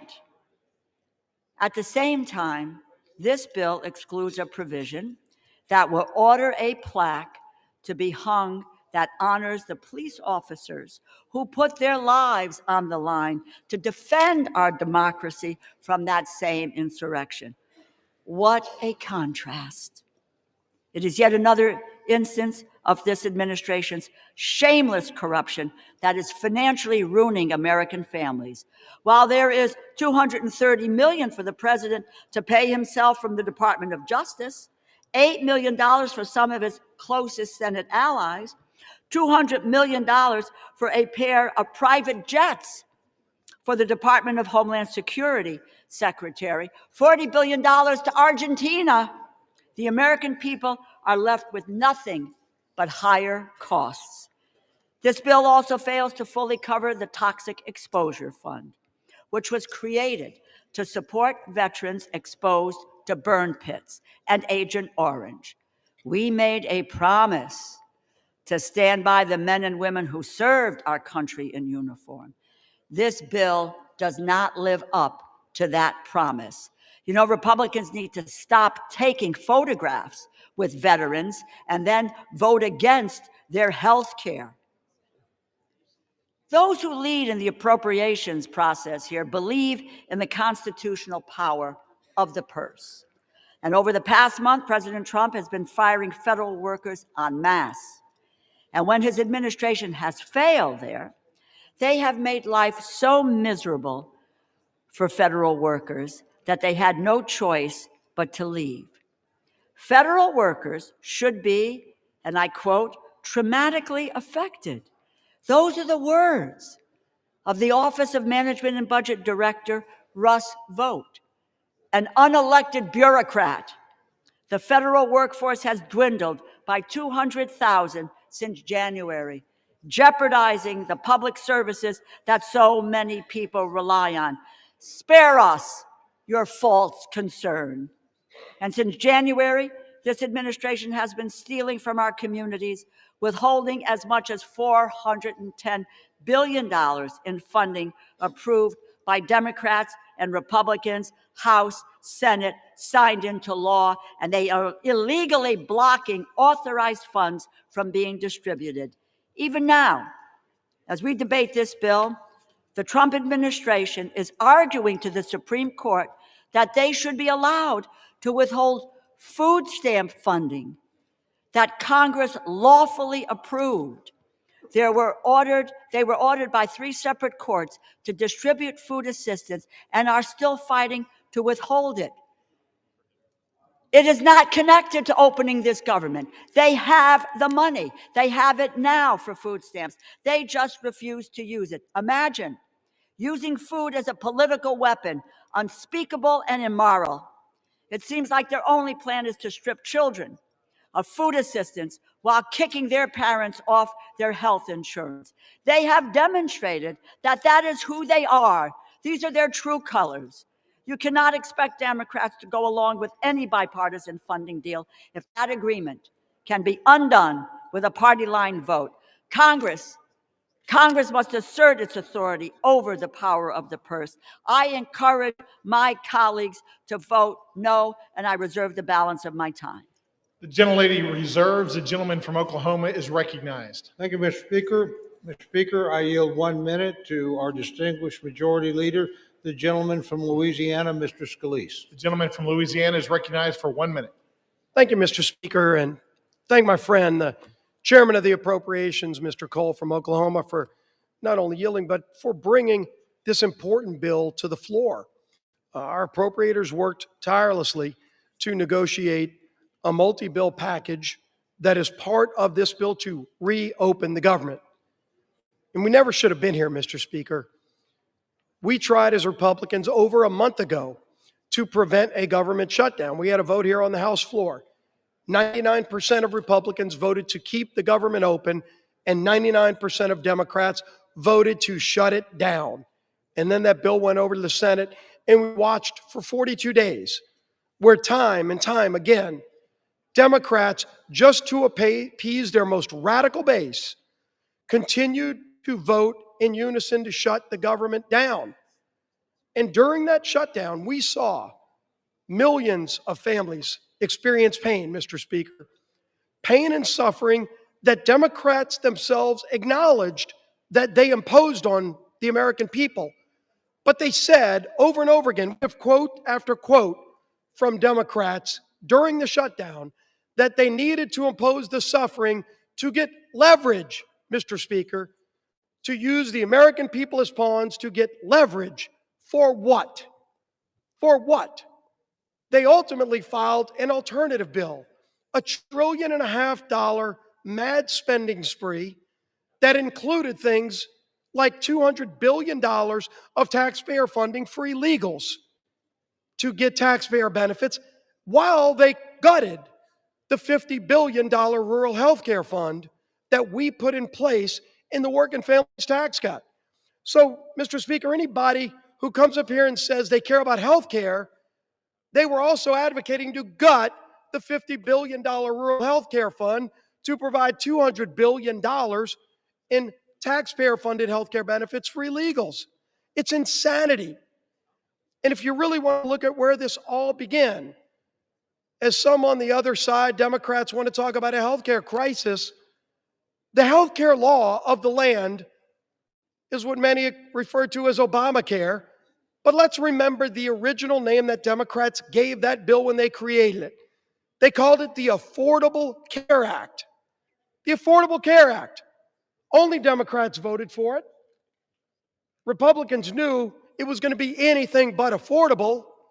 It was going to interfere with the doctor-patient relationship.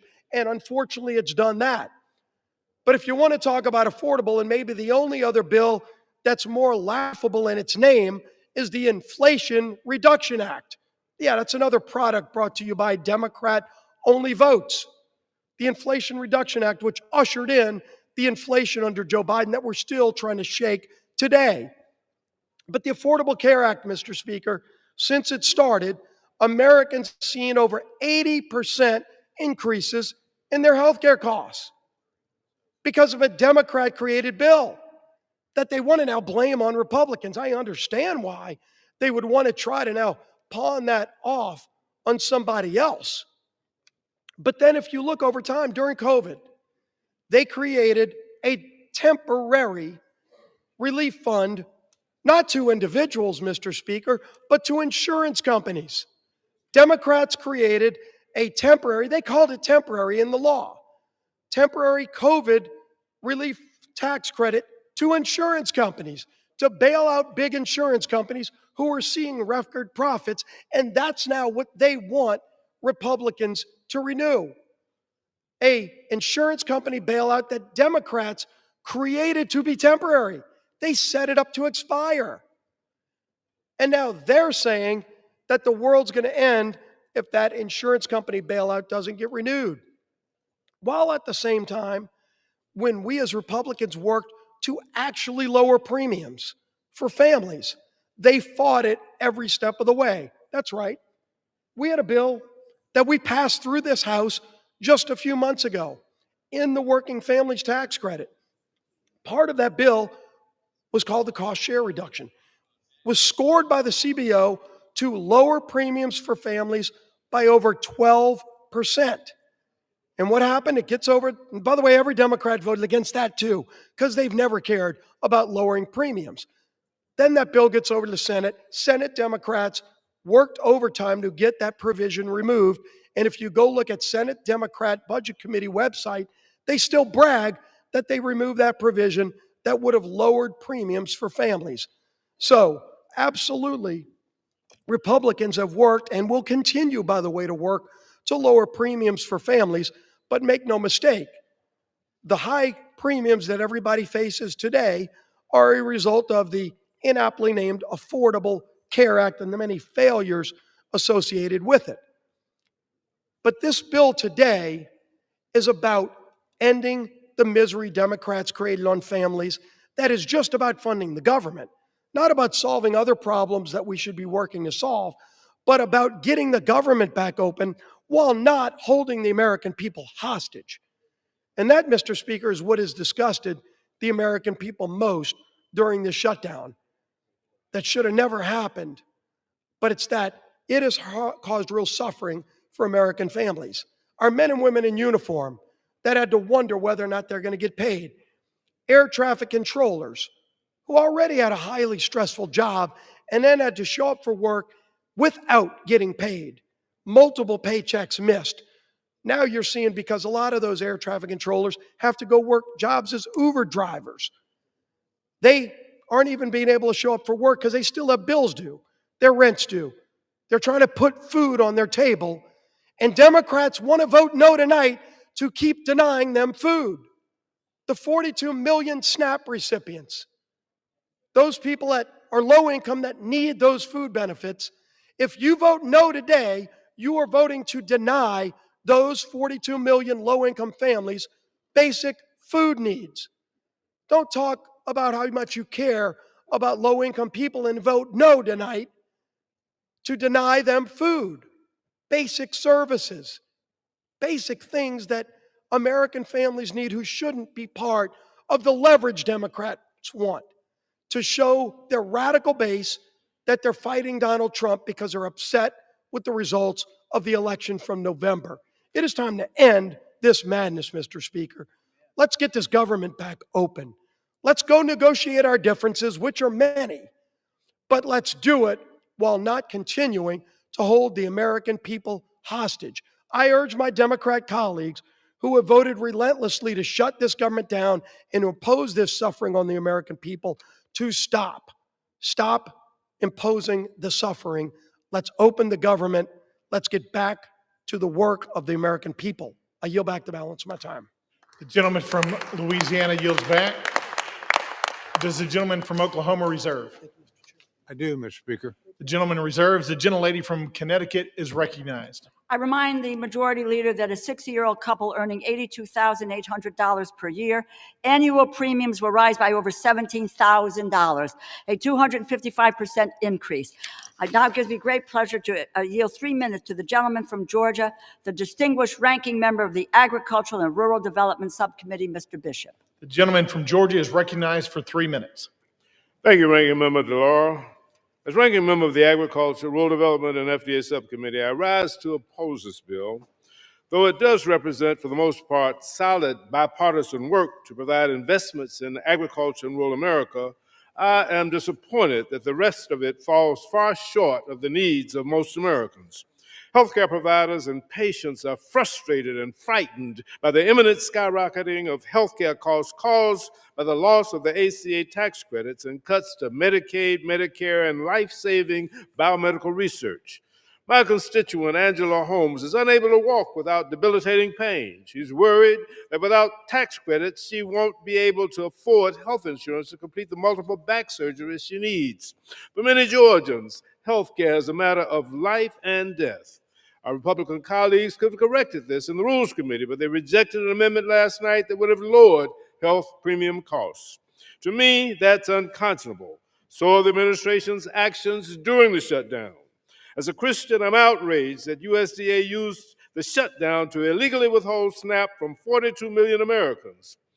USD had the chance to do the right thing and use designated contingency funds, but rejected it. And when ordered to do so by the courts, they fought all the way to the Supreme Court to keep hungry families from receiving food. America produces the highest quality, safest, most abundant, most affordable and abundant food, fiber, and medicine anywhere in the world. To that end, this bill provides many welcome investments. It fully funds SNAP and WIC, replenishes the SNAP and WIC contingency funds, and fully funds cash value vouchers for fruits and vegetables for women and children. It also helps rural America by providing $1 billion in single-family direct home loans, $120 million over the House level, and funding water and wastewater programs at $446 million, both issues that Democrats tried to address in full committee. The bill provides $1.8 billion for the Agricultural Research Service, $1.6 billion for NIFA, protecting farmers, small businesses, and families against President Trump's budget request to eliminate land-grant university research and extension activities across the country. I'm pleased to see that the bill language requires USDA to notify Congress before canceling grants over $1 million. The agricultural portion of this bill does make positive steps in the right direction. The bill discards many of the harmful policy riders, which in the House bill, yet it does not go far enough to negate House language falsely questioning the safety of mifepristone and encouraging FDA to explore liability protections for certain infant formula manufacturers, over which the agency has absolutely no jurisdiction. And while the overall funding package may reopen the government for a month or two, this bill does not address the breach of trust this administration has demonstrated since January.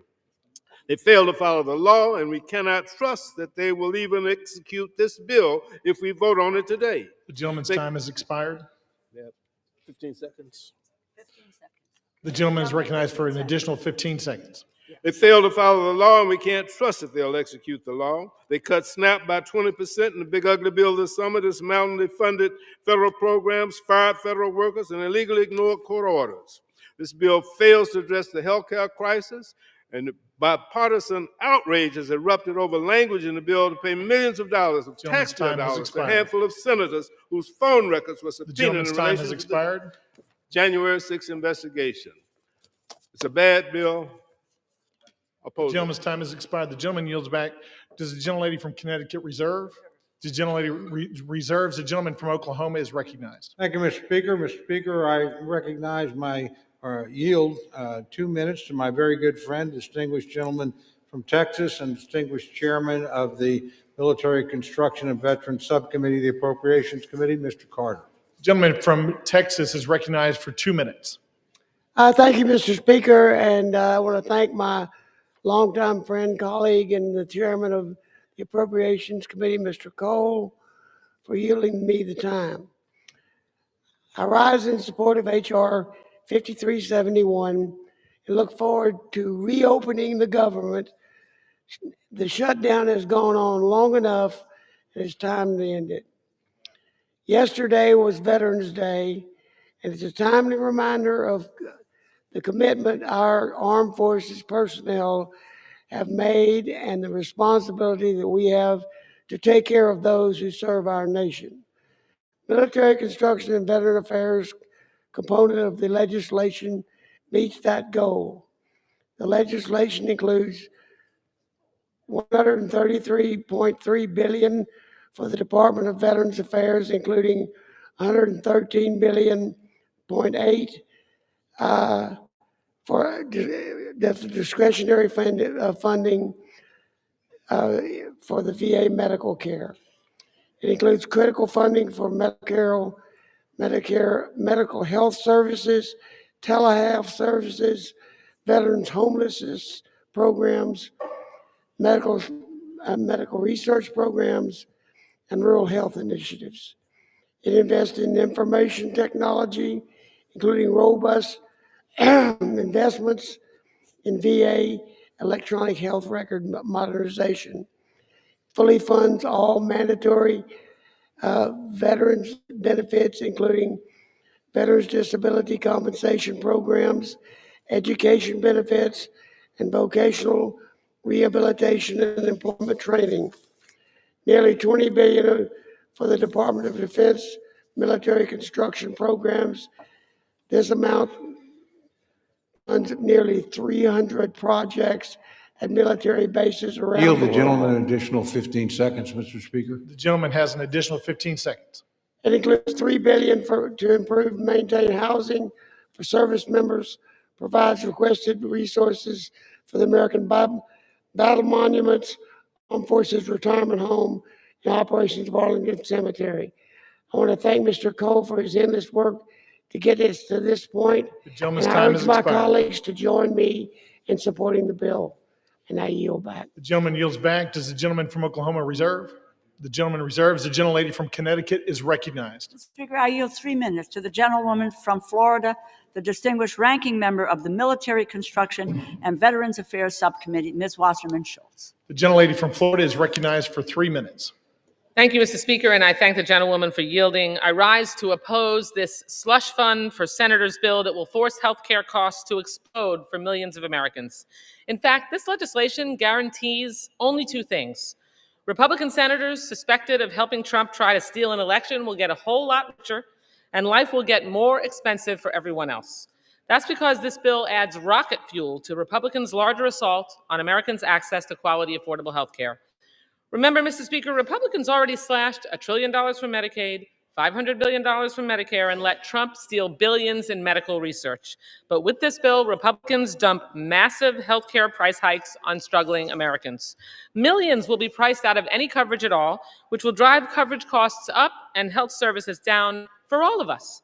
It's a health budget nightmare for America's families and a slush fund lottery win for 8 Republican senators.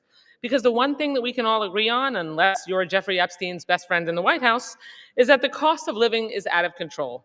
Rent, home insurance, and electric bills are all soaring. The cost of beef, coffee, and vegetables just keep climbing.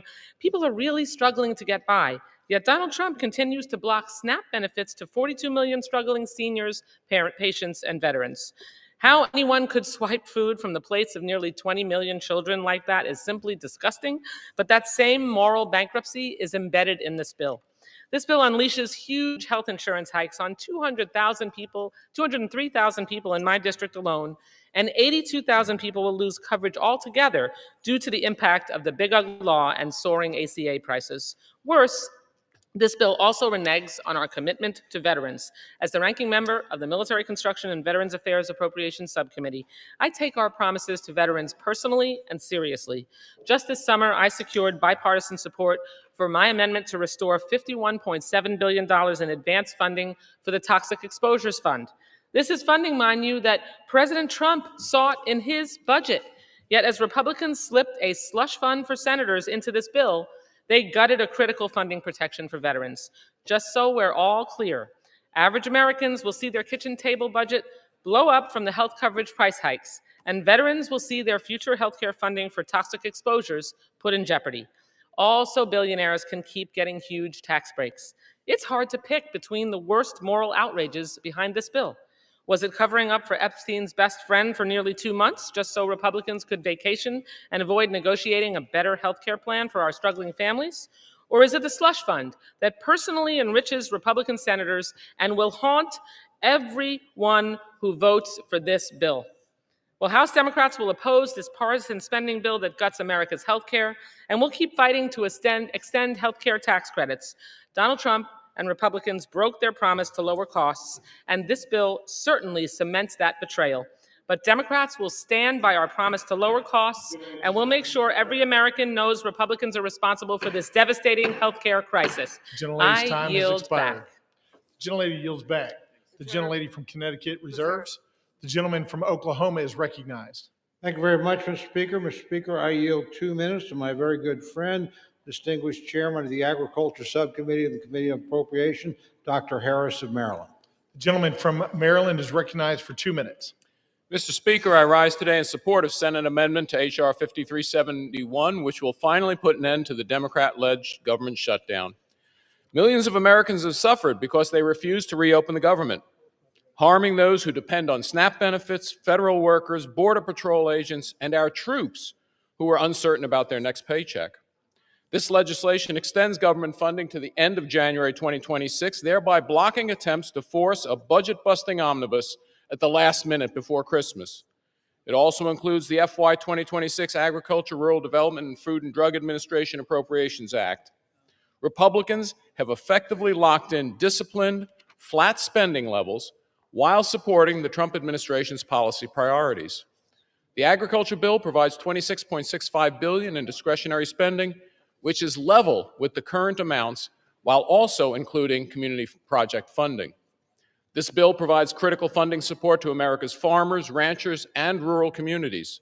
It ensures both USDA and FDA can safeguard our nation's food and drug supply and fully funds nutrition programs, including SNAP and WIC. Additionally, the bill closes the hemp loophole that has resulted in the spread of unregulated, intoxicating hemp-derived products that are being sold online and in gas stations and corner stores across the country. Many of these products are accessible and attractive to children, resulting in thousands of calls to U.S. poison control centers, with more than 30% involving children aged 5 years and younger. This provision is supported by 39 states' attorney general and over 81 national and state public health, medical, law enforcement, and other organizations. It's beyond disappointing that our colleagues on the other side of the aisle will soon be voting to continue the chaos and uncertainty of a government shutdown. But this is what responsible Republican government looks like. We stared down the radical Democrats' outrageous budget-busting demands and held the line for hardworking American taxpayers. I want to thank Appropriations Chairman Cole for his leadership, strongly encourage my colleagues to support this legislation. Mr. Chair, I yield back time. The gentleman from Maryland yields back. Does the gentleman from Oklahoma reserve? The gentleman reserves. The gentlelady from Connecticut is recognized. Mr. Speaker, I yield 3 minutes to the gentleman from New York, the distinguished ranking member of the Legislative Branch Subcommittee, Mr. Espaillat. The gentleman from New York is recognized for 3 minutes. Thank you, Mr. Speaker. I rise today in strong opposition to the Senate's amendment to H.R. 5371 because once again, the Senate has put other interests ahead of those of the American people.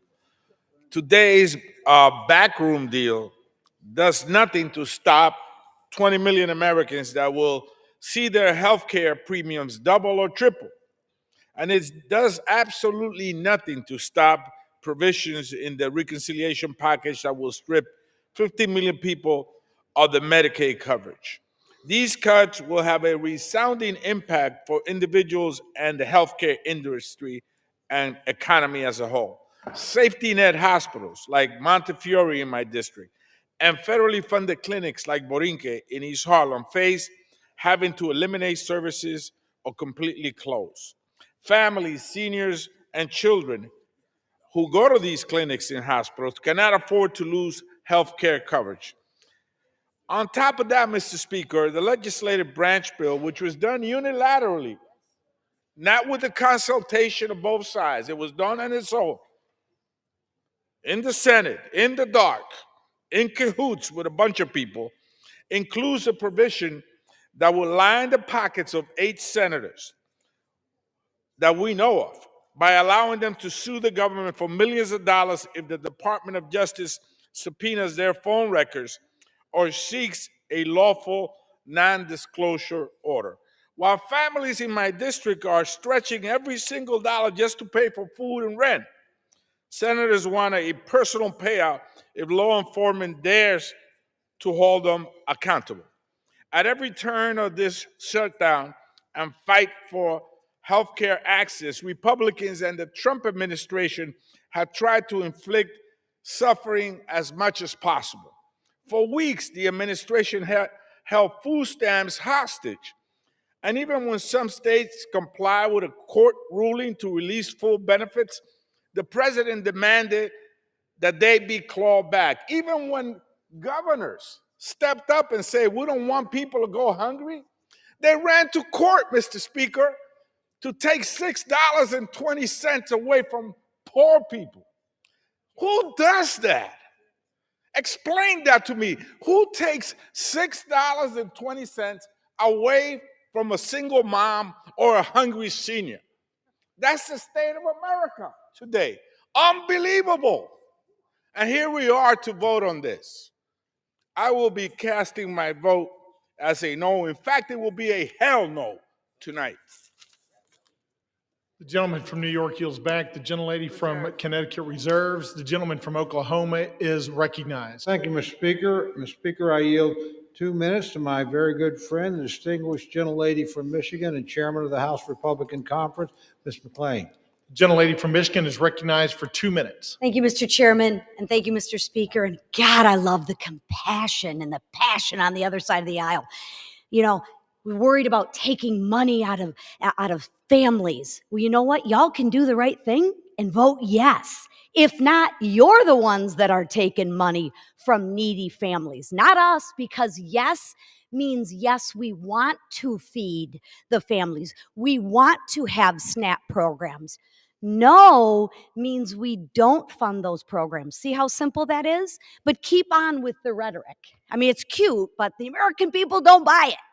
So, I mean, listen, for the past 40 days, Democrats have inflicted needless pain on hardworking Americans.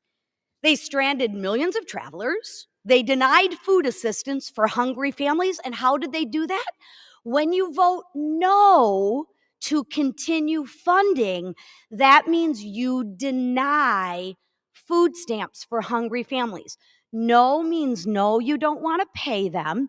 Yes, like the Republicans vote, that means yes, we do want to pay them. So, you know, they left our troops wondering when they'd get their next paycheck.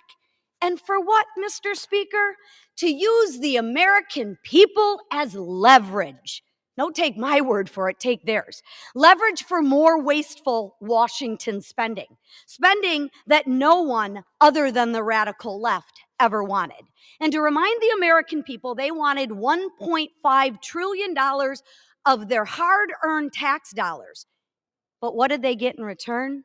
They got nothing. They got nothing because Republicans refused to waste the American people's money.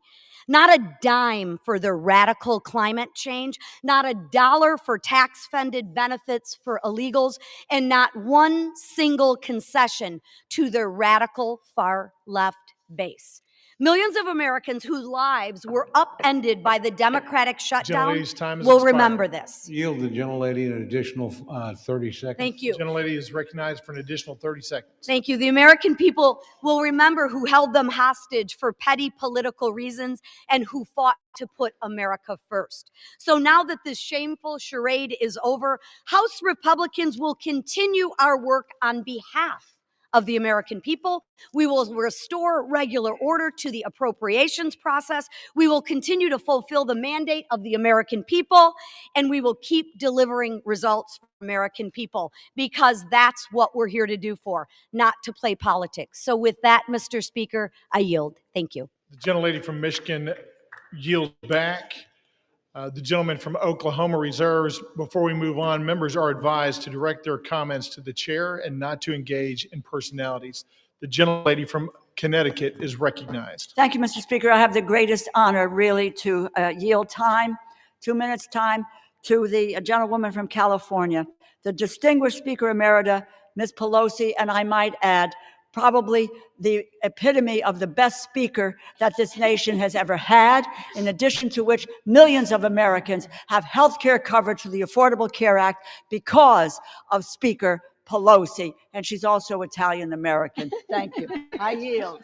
And a grandmother. The gentlelady from California is recognized. Thank you, Mr. Speaker. I thank the gentlewoman for yielding, Madam Chair, and once and future chair of the Appropriations Committee, and thank her for her leadership and her kind words. I take heed, Mr. Speaker, of your comment to address my remarks to you and not to your colleagues. So I can say to you, and perhaps you can tell them, either they don't know what they're talking about or they don't care about meeting the needs of the American people. Did any one of them vote? Did any one of them vote to eliminate a need for a pre-existing condition in healthcare? Not one of them. Did any one of them vote to say if your children get to be 26, until they're 26 years old, they have access to your policy? Not one of them. Did any of them vote to bring a woman as being a pre-existing medical condition? Not one of them. The list goes on and on. Do any one of them vote for the Affordable Care Act, which, Mr. Speaker, you can tell them, was paid for? And then later, when we decided that we could extend the tax credits further so more people could have more access to care. Did anyone vote for that? No. So all they have done is try to eliminate access to health care in our country. The public is catching on to them. You might tell them if a woman is born with a child that has a heart condition, she's out of luck with what they are proposing. If a father gets a stroke, forget about it. If you have a sibling with a disability, they don't care. And if your wife has breast cancer, you've got big bills to pay because they want to take away health care, whether it's Medicaid to tens of millions of people, $500 billion from Medicare for seniors and people with disabilities, millions of dollars added to the cost for families for access to the Affordable Care Act. The list goes on and on. Either they don't know or they don't care. I'll say one more thing as a grandmother and a mother. How about the President of the United States on Halloween night having a Halloween party? A Halloween party and saying to the Supreme Court, please don't make me feed the children or the poor people in our country. Going to the Supreme Court for that means cruelty is not even comes close to the word that is needed for that kind of behavior. The worst president for children America has ever seen. I yield back. The gentlelady from California yields back. The gentlelady from Connecticut reserves. The gentleman from Oklahoma is recognized. Thank you, Mr. Speaker. Mr. Speaker, I yield 2 minutes to my very good friend, distinguished gentleman from West Virginia and member of the Legislative Branch Subcommittee of the Committee of Appropriations, Mr. Moore. The gentleman from West Virginia is recognized for 2 minutes. Thank you, Mr. Speaker. I rise today to support the Senate amendment to H.R. 5371, which includes full funding for the legislative branch. I'm honored to serve as the vice chairman of the Legislative Branch Subcommittee, and I'm grateful to Chairman Valadao for his leadership on that committee. It has been a long road to bring this bill to the floor, a road that was made significantly longer by totally unnecessary Schumer shutdown that we've been living in. The bill before us not only reopens the entire government, but ensures that the House and its supporting agencies remain working for the American people. The bill invests in safety and security. It increases funding for the Capitol Police, provides support for security programs through the House Sergeant at Arms, and is tough on foreign adversaries, including language I wrote, preventing the purchase of technology tied to the Chinese Communist Party. I want to thank Chairman Cole for his leadership and Ranking Member Espaillat and our subcommittee members and their staff and our staff and their work. And I urge my colleagues to vote yes. I yield back. The gentleman from West Virginia yields back. The gentleman from Oklahoma reserves. The gentlelady from Connecticut is recognized. Mr. Speaker, I yield 1 minute to the gentlewoman from Ohio, the distinguished ranking member of the Energy and Water Subcommittee, Ms. Capter. The gentlelady from Ohio is recognized for 1 minute. I thank the ranking member for yielding, Congresswoman DeLauro. Congress today should vote for affordable health insurance for Americans and reduce its rising costs. Instead, in the dead of night, 8 Senate Republicans slipped into this bill a payola for themselves, literally raking millions of dollars to themselves. This payola is called corruption. Corruption. Millions of taxpayer dollars now are slated for Senators Graham, Hagerty, Hawley, Sullivan, Tuberville, Johnson, Loomis, and Blackburn. Each is teed up to personally rake in a minimum of $500,000 up to $1.5 million. Meanwhile, the American people need more affordable health insurance, but these senators with their House allies are lining their own pockets. I say no more tax breaks to billionaires and no payoffs to U.S. senators. This is what happens when power serves itself instead of the people. This isn't leadership, it's corruption disguised as legislation. Will the gentleman yield me 10 seconds? The gentlewoman's time has expired. No? Let's cleanse America of disgusting corruption. Power corrupts, absolute power corrupts, absolutely. The gentleman from Connecticut reserves. The gentleman from Oklahoma is recognized. Thank you very much, Mr. Speaker. Mr. Speaker, I yield 2 minutes to my very good friend, distinguished member From Washington and distinguished member of the Appropriations Committee, Mr. Newhouse. The gentleman is recognized. Thank you, Mr. Cole, for yielding the time. Mr. Speaker, over 40 days after the Senate Democrats shut down the federal government, we are finally reopening. The result of the shutdown has been thousands of employee furloughs, major disruptions to our air travel, service members going without pay, delayed food assistance for low-income individuals and families, and much, much more. Mr. Speaker, as a member of the House Appropriations Committee, the responsibility of funding the federal government is one that I take very seriously, especially in light of our nation's debt surpassing $38 trillion. The performative tactics that we have watched over the last 7 weeks have truly been a disservice to Americans. And my friends across the aisle should never have put leverage or politics over those people that they represent.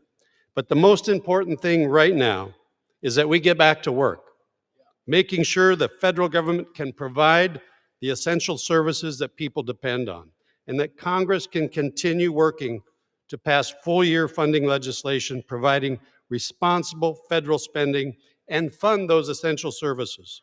Mr. Speaker, we are making significant progress with the inclusion of these 3 appropriation bills, but our work is far from over. I encourage all my colleagues on both sides of the aisle to support this deal, vote to end this unnecessary shutdown, and help us get back to the business of hardworking Americans across this country. Thank you, and I yield back. Gentleman yields. The gentleman from Oklahoma reserves. The gentlewoman from Connecticut is recognized. Speaker, I yield 1 minute to the gentlewoman from Minnesota, the distinguished ranking member of the Defense Subcommittee, Ms. McCollum. The gentlewoman is recognized. Mr. Speaker, Donald Trump and Republicans control the entire government. For 42 days, Republicans shut it down. Why? Because they refuse to extend tax credits to help millions of Americans afford their health care. And if that wasn't bad enough, President Trump even withheld food assistance during the shutdown. Hunger should never be used as a weapon. The CR continues the Republican health care crisis. The Speaker's already said he won't hold a vote to extend the Affordable Care Act tax credits to reduce health care costs for Americans. So now my constituents are going to have to choose between heating their homes, feeding their families, or taking their children to the doctor. It's a terrible deal for the American people. Americans deserve an open and transparent government that works for them. They deserve access to affordable health care, nutritious food for their families. And that's what Democrats are fighting for. I wish the President and the Republicans would join us in this fight and share our priorities. I yield back. The gentlewoman from Connecticut reserves. The gentleman from Oklahoma is recognized. Thank you very much, Mr. Speaker. I yield 1 minute to my very good friend, gentleman from Missouri and member of the Appropriations Committee, Mr. Alford. The gentleman is recognized. Well, thank you, Chairman Cole, for your leadership. Mr. Speaker, in the words of Yogi Berra, this seems like deja vu all over again. 59 days ago, I stood at this very lectern debating the ranking member and a friend of mine over the continuing resolution to keep our government open. On September 19th, we did our work in this body, but Senate Democrats chose to hold America hostage with the Schumer shutdown. Democrats in Congress, including the minority whip, shamefully admitted they were using the misery they inflicted on the American people as leverage to achieve their leftist wish lists of demands, slowly twisting the heads of the American people in a vice. Tonight, I'm relieved to say the misery of the Schumer shutdown is on our doorstep. Mr. Speaker, this package proves that when Republicans stay united and put America first, we can govern with strength, compassion, and common sense. Tonight, Mr. Speaker, tonight, we will reopen the government and liberate the Schumer hostages. And with that, I yield back. The gentleman yields. The gentleman from Oklahoma reserves. The gentlewoman from Connecticut is recognized. Mr. Speaker, I yield 1 minute to the gentlewoman from California, a member of the Appropriations Committee, Mrs. Torres. The gentlewoman is recognized. Mr. Speaker, I rise in strong opposition of this deeply flawed bill because the American people deserve better. Since Trump returned to office, Republicans have created an affordability nightmare. a mass transfer of hard-earned taxpayers' dollars to billionaires. In my district alone, more than 350,000 people are facing skyrocketing healthcare costs or cuts to critical services. Republicans shut down the government instead of finding bipartisan solutions to keep care affordable and took a 7-week paid hiatus during doubling healthcare costs for working families, cutting off food assistance right before Thanksgiving, and letting Trump spend his holidays pardoning insurrectionists, enriching billionaires, cozying up to dictators, and building himself a new ballroom, all while taking food away from families in need. And now Senate Republicans want to reward themselves with a taxpayer-funded handout. Shameful, shameful, shameful. House Republicans should be here doing their jobs, not making life harder for working families. I urge a no vote. Members are advised to direct their comments to the chair and not to engage in personalities toward the president. The gentlewoman from Connecticut reserves. The gentleman from Oklahoma is recognized. Thank you, Mr. Speaker. Mr. Speaker, I yield 1 minute to my very good friend, distinguished gentleman from Texas and chairman of the House Budget Committee, Mr. Arrington. The gentleman is recognized. Mr. Speaker, the Democrats rejecting a clean CR, shutting the government down, creating all the havoc, the pain and suffering for our fellow Americans is so obviously disingenuous. They never vote against clean CRs. Never. For 4 years under Biden, you all didn't reject one clean CR. Chuck Schumer, in 44 years, never rejected a clean CR. So, Mr. Speaker, what's it about? They say policy. They put forward a proposal, Mr. Chairman. They said it's about health care for illegals. They repeal work requirements for able-bodied adults. That's a 80-20 issue in this country. They put forward a spending bill of $1.5 trillion. That's twice the discretionary budget. Mr. Chairman, they'd be spending more money than we've ever spent outside of COVID. That's their counter proposal. It's not only disingenuous, it's unserious. So what's it about? It's about politics. It's about resisting and fighting and undermining Donald Trump. But here's the deal. They're not fighting and resisting Donald Trump. They're undermining the will of the American people that gave Trump the presidency. Yield the gentleman an additional 15 seconds. The gentleman is recognized. They undermined the will of the people who overwhelmingly elected President Trump and gave him the mandate of the America First agenda. So you're not resisting us. You're posturing and placating the radical left. And you are holding back what the American people wanted, and that was a new direction for this country. I yield back.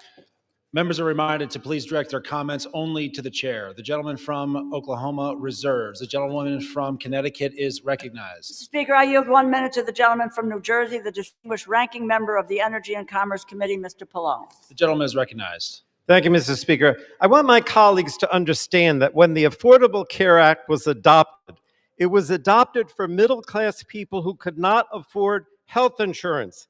They had no other option. They had nowhere to go. You just would end up without health insurance. I have constituents coming to me now crying because their insurance is going from $500 a month to $1,500 a month. That's an increase of $1,000 a month. Who can afford that? No one in the middle class.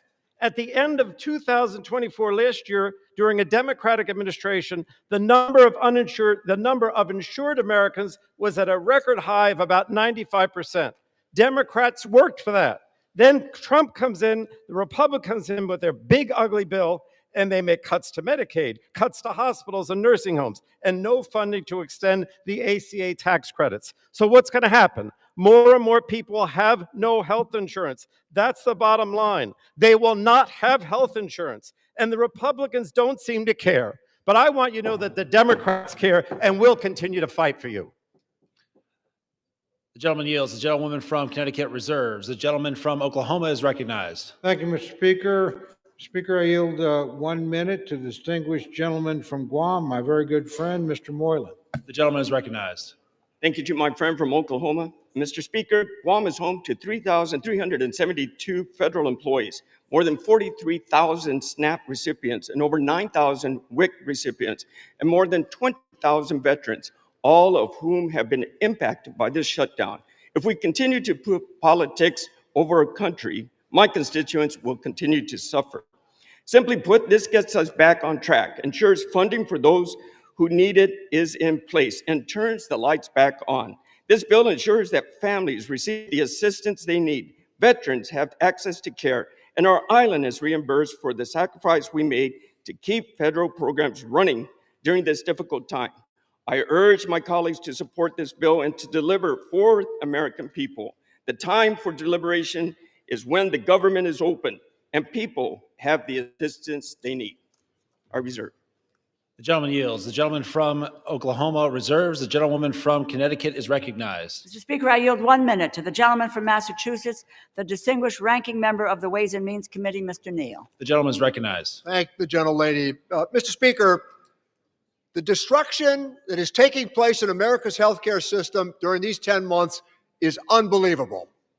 They've eviscerated the National Institutes of Health. They've cut back on the Centers for Disease Control, billions of dollars from Medicaid for a tax cut for the wealthy. Wait till you see what's coming to America's hospitals after the next election. It's so contrived they waited until after the election to implement it. 24 million people are likely to lose health insurance if we don't implement these tax credits as suggested. The emergency room is going to be back in full force now because this is where people will go for their health care. All of this is taking place to justify a tax cut for people at the very top. And here's the real kicker. Our Republican colleagues of fiscal probity borrowed the money for the tax cuts. In 2017, it's $2.4 trillion. In the last tax bill, almost $4 trillion is borrowed for a tax cut for wealthy people.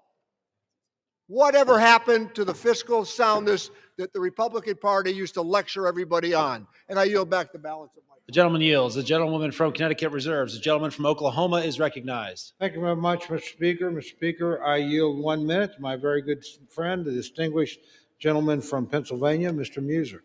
The gentleman is recognized. Thank Chairman Cole for his leadership. Mr. Speaker, if this were a library, we would have the fiction side over there and the nonfiction side over here.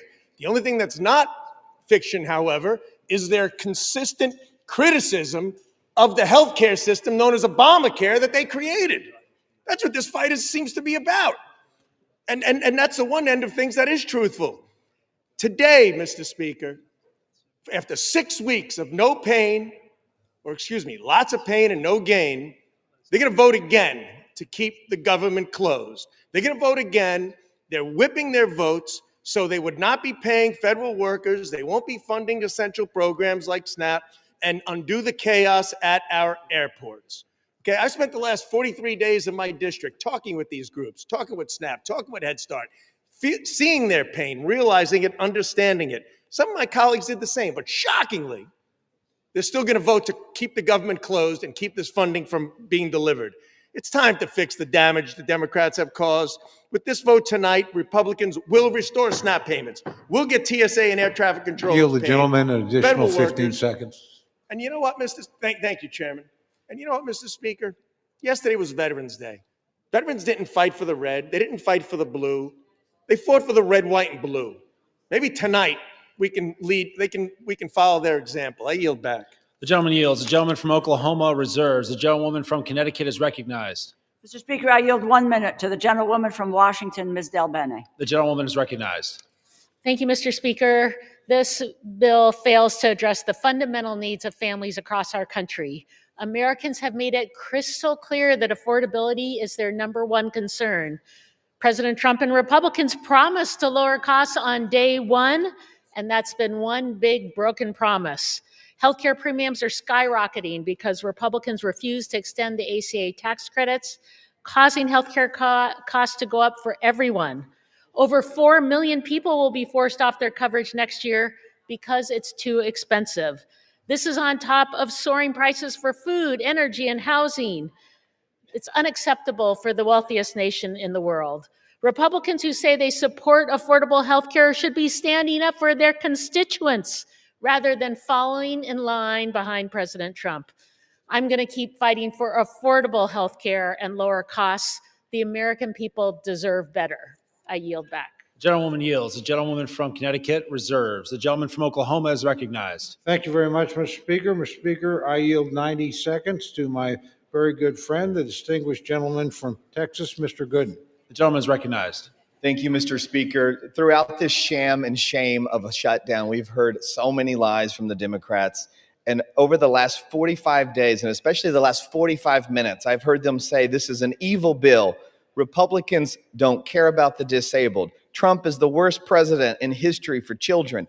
They've said that Republicans are to blame for the fentanyl crisis. Republicans shouldn't take photos with veterans. January 6th, of course, they mentioned that. Republicans are corrupt, and they've said that Republicans are starving kids. What they haven't said is the one thing that this bill does, which is open up the government. Not one Democrat is getting up here saying this bill opens the government. So let me remind them and my colleagues and the American people, this bill opens the government tonight. And the American people have Republicans to thank for ending this shutdown and opening the government. I urge a yes vote. I am proud to vote yes. And I am so disappointed in my Democratic colleagues because for the life of me, throughout my time in the House, I've heard them talk about how wonderful it is to keep the government open and that a shutdown is so bad and can never happen. And tonight they won't even admit that this bill opens the government and this is what we need for this country tonight. So I urge a yes vote and I yield back. The gentleman yields. The gentleman from Oklahoma reserves. The gentlewoman from Connecticut is recognized. Mr. Speaker, I yield 1 minute to the gentlewoman from California, Ms. Barragan. The gentlewoman is recognized. Thank you, Mr. Speaker. I oppose the Republican spending bill that makes health care more expensive for hardworking Americans.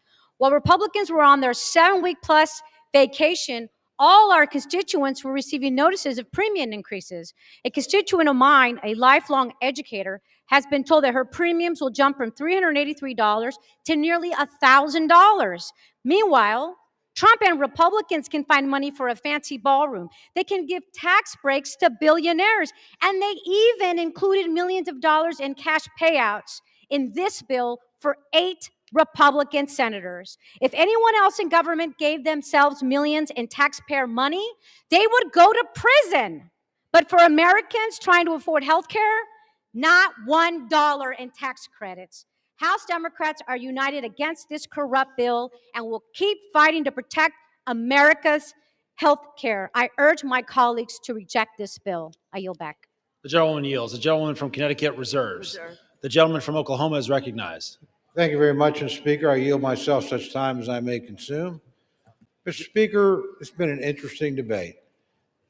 Frankly, as a couple of my colleagues have suggested, a lot of the rhetoric on the other side hasn't had much to do with the legislation in front of us.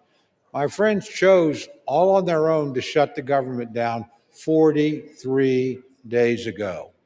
During that time, soldiers have had to worry about getting paid. The only reason they were paid is the President of the United States managed to pull a rabbit out of the hat twice, or we've had military families completely unpaid. We have our air traffic controllers. Most of us flew here today or yesterday or in recent days. They're keeping the skies as safe as they can, but they haven't gotten paid. We're in this Capitol building. We're under the protection of the Capitol Police. They do a splendid job. They keep doing their job. They haven't been paid. We have people that are in desperate need of some of the services that this government has promised to give them, SNAP and WIC. That's at risk unless we pass this legislation tonight. So we can have all these debates about all these other issues. As a matter of fact, my friend, the Speaker, his counterpart in the United States Senate, the Majority Leader, and the President have said, when you open the government, we'll be happy to talk to you about some of these issues. But you're not going to shut down the government, punish the American people, put people's lives at risk, and think we're going to sit down and negotiate with you under those circumstances. That is not going to happen. We told you 43 days ago, from bitter experience, government shutdowns don't work. They never achieve the objective that you announced. And guess what? You haven't achieved that objective yet, and you're not going to. We did the same thing twice, so I'm not saying that we've got clean hands over here. You guys did it on DACA, didn't work here, not going to work here. Only people that have suffered have been the American people, the people that we're all here to serve. So let's keep the focus on getting the government back open. I would also add, and I appreciate this very much, there have been robust discussions back and forth, and we have 3 appropriations bills attached to this. They're appropriations bills that do important things. The Ag bill will make sure that people that rely on WIC and SNAP don't have to worry about another government shutdown between now and September 30th of next year. The Ledge Branch bill will make sure that the Capitol Police and everybody else at staff that allow this chamber to function don't have to worry about not getting paid until September 30th of next year. And obviously, military construction and, more importantly, veterans rely on benefits commitments we have made. Passage of this bill makes sure that those commitments will be fulfilled between now and September 30th next year. And we buy the time to sit down and rationally and responsibly negotiate other appropriations bills that we can bring, I hope, in a bipartisan basis to this floor to keep the government open. So I would just ask my friends to reflect on that. I hope some of you feel the weight of that decision. I know you do. And I hope you can vote to keep the government open. There's no excuse to shut it down. United States Senate operated to keep it open in a bipartisan fashion. Now, it took them a long time to do it, but they got there. Let's not follow that example. Let's follow when they finally got the job done, they sent us a product. It's not a perfect product. It's got some things in it I don't like, but frankly, if we kept the government open, we would have never been in this situation in the first place. So I would just ask my friends to remember their constituents. I know they think about them. I know they're serious about the points they make. Reopen the government, raise your issues. Let's see if we can come to a negotiated settlement. But let's not punish the American people. A no vote on this, again, means soldiers and military families don't get paid. A no vote means that people in need of SNAP and WIC might not get it. A no vote means the people that allow us to come here and debate and work won't get paid either. I can go down the list of words. It's pretty simple. This is a vote about 2 things. Opening the government of the United States, which you willfully tried to shut down, fortunately did not succeed in that in this chamber, but some of your colleagues, using arcane Senate rules, did manage to do it, but finally came to their senses. You ought to pay attention to those people. They said, enough is enough. Let's reopen the government. I would urge my colleagues to do that today, and I hope it's done in a bipartisan way. With that, I reserve the balance of my time, Mr. Speaker. The gentleman reserves, and members are reminded to direct their remarks only to the chair. The gentlewoman from Connecticut is recognized. Mr. Speaker, I yield 3 minutes to the gentlewoman from Massachusetts, the distinguished Democratic whip, Ms. Clark. The gentlewoman is recognized. Thank you. Donald Trump said the cost of living crisis is fake news, a con job by the Democrats. Mr. Speaker, 60% of Americans can't afford a basic quality of life. 45% have had to skip a doctor's appointment or a prescription because they can't afford it. 41% are living with medical debt. The American people are simply not making it. Not only is that crisis real, it is a crisis that Republicans promised to solve. Voters believe them. And now, after a 54-day hiatus, what are Republicans doing? They're voting to raise the cost of living. They're voting to make it even harder to get by. Not by some marginal amount. They are doubling, tripling, and quadrupling monthly premiums. And what's the defense? They are looking people in the eye and flat out gaslighting them. Costs aren't up, costs are down. Trump says, I don't want to hear about the affordability.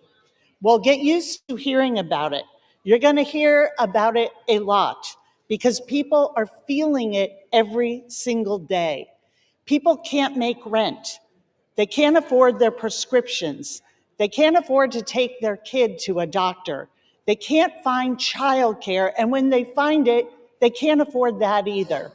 Grocery and utility bills are spiking. This is the crisis of our time, and it's about to get exponentially worse because the GOP's craven allegiance to billionaires over working people. The cost of living crisis is not fake news. It's not a perception issue. It is daily life for the people that we all represent.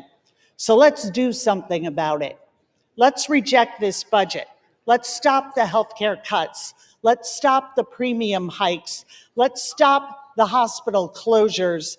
And let's stop the billionaire giveaways. I yield back.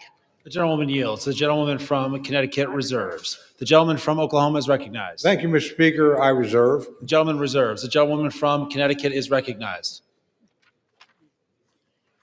Mr. Speaker, this bill fails to prevent health care costs from skyrocketing. It fails to address the crisis of affordability.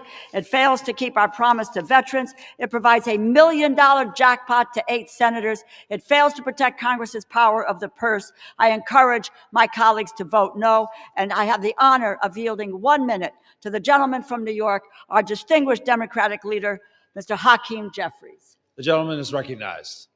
Thank you, Mr. Speaker, and I thank the distinguished gentlelady, the top Democrat on the House Appropriations Committee, for yielding and for her steadfast leadership on behalf of working families, hardworking American taxpayers in the great state of Connecticut and all across America. Mr. Speaker, I rise today in strong opposition to this woefully inadequate spending bill that fails to decisively address the Republican health care crisis and fails to extend the Affordable Care Act tax credits for tens of millions of Americans. Mr. Speaker, before I say anything further, let me say to our men and women in uniform, to our active duty troops, to our hardworking federal employees, to our civil servants, to our TSA agents, to our Capitol Police, to our staff here in the House of Representatives, to our air traffic controllers, thank you for your service. Thank you for your sacrifice. Thank you for the work that you do on behalf of the American people each and every day. And it's our promise to all of you that we will continue to work hard to make sure that you are treated with the dignity and respect that you deserve. In a year in which the Trump administration has gone after hardworking federal employees relentlessly, including firing more than 200,000 federal employees prior to the start of the Trump Republican shutdown. Republicans control the House, the Senate, and the presidency. Donald Trump and Republicans made the decision to shut the government down, the longest shutdown in American history.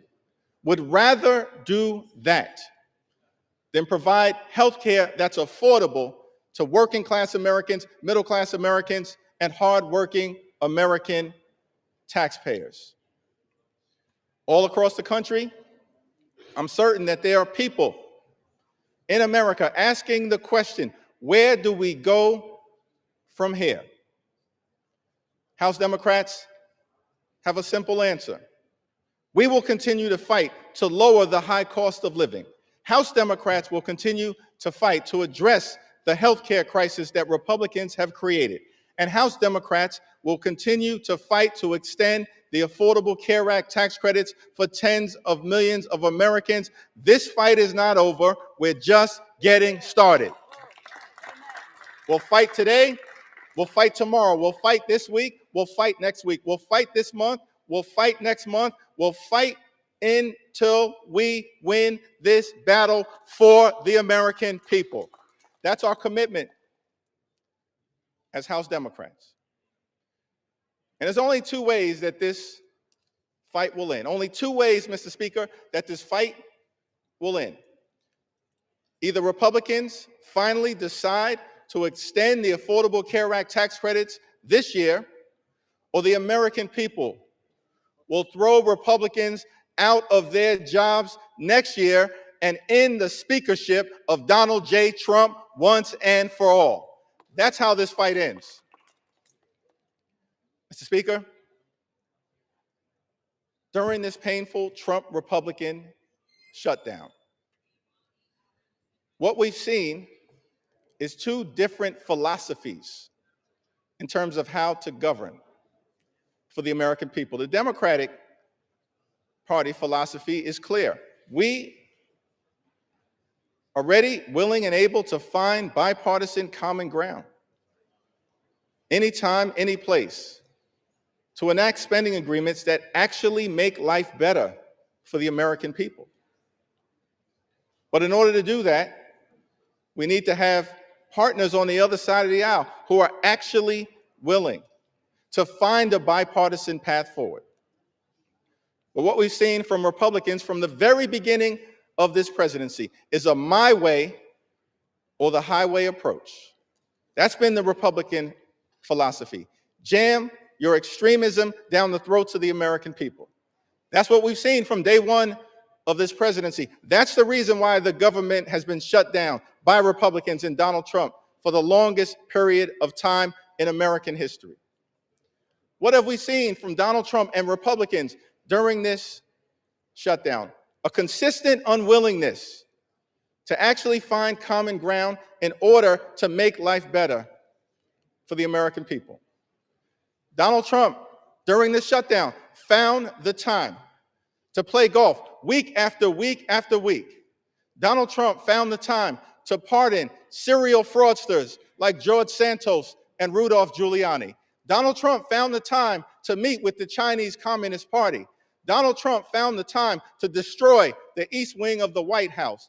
Donald Trump found the time to extort $230 million from the Department of Justice so he could line his pockets. Donald Trump found the time to bail out Argentina with $40 billion. Donald Trump found the time to rip away SNAP benefits from 42 million Americans. Mr. Speaker, these extremists are not like us.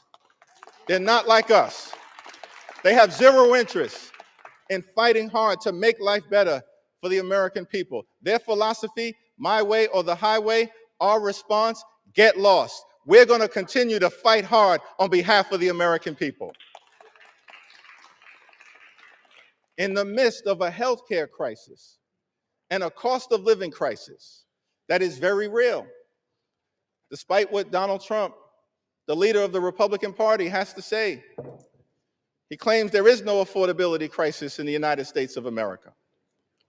But why would anyone believe anything that Donald Trump or Republicans have to say on this issue?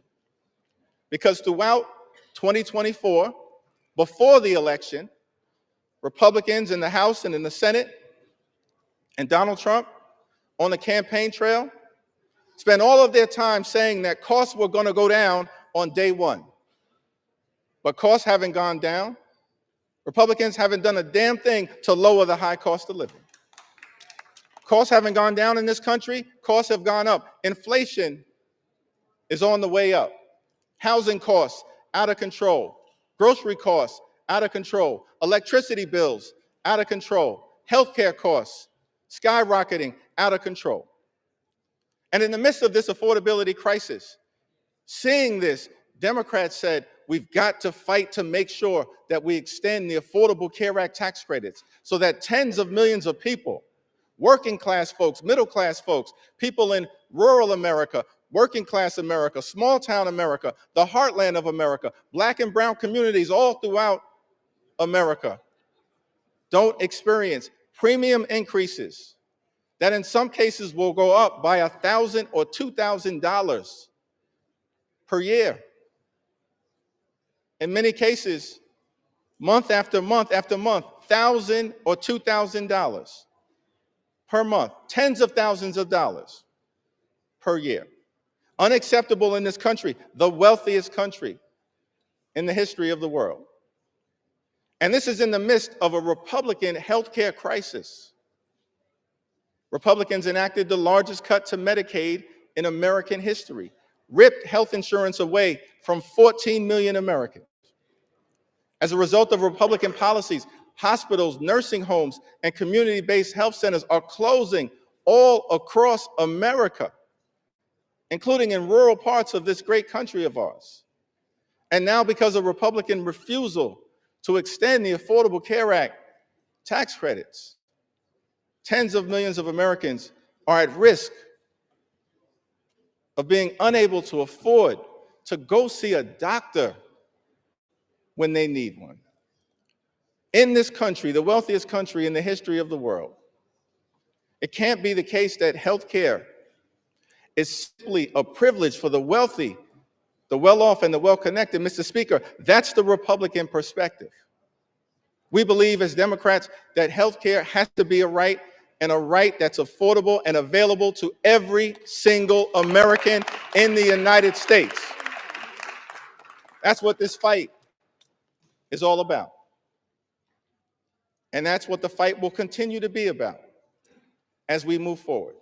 Many of my Republican colleagues have suggested that they want to deal with the healthcare affordability issue, that they want to address the Republican healthcare crisis that's devastating people all across this country. Well, we have an opportunity for you to do so. There's a discharge petition connected to legislation that House Democrats have introduced to extend the Affordable Care Act tax credits for 3 years, because we believe that working class Americans, middle class Americans, and everyday Americans deserve the same level of certainty that Republicans always provide to the wealthy, the well-off, and their well-connected donors. Working class Americans deserve that level of certainty. So join us in extending the Affordable Care Act tax credits. It's not too late. We're in the midst of open enrollment, but the tax credits expire on December 31st. And we will stay on this issue until we get this issue resolved for everyday Americans. Mr. Speaker, as I close, I've had the opportunity, as many of us do, to serve in the United States Congress with legendary figures, too numerous to mention. Legendary members, of course, Speaker Emerita Nancy Pelosi, Steny Hoyer, the great Jim Clyburn, Maxine Waters, Elijah Cummings, Charlie Rangel, our own Marcy Kaptur, the longest serving woman in the history of the United States House of Representatives.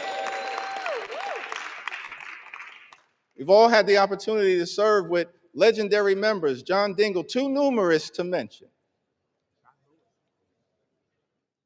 But one can't call that role without calling the name of the great John Lewis.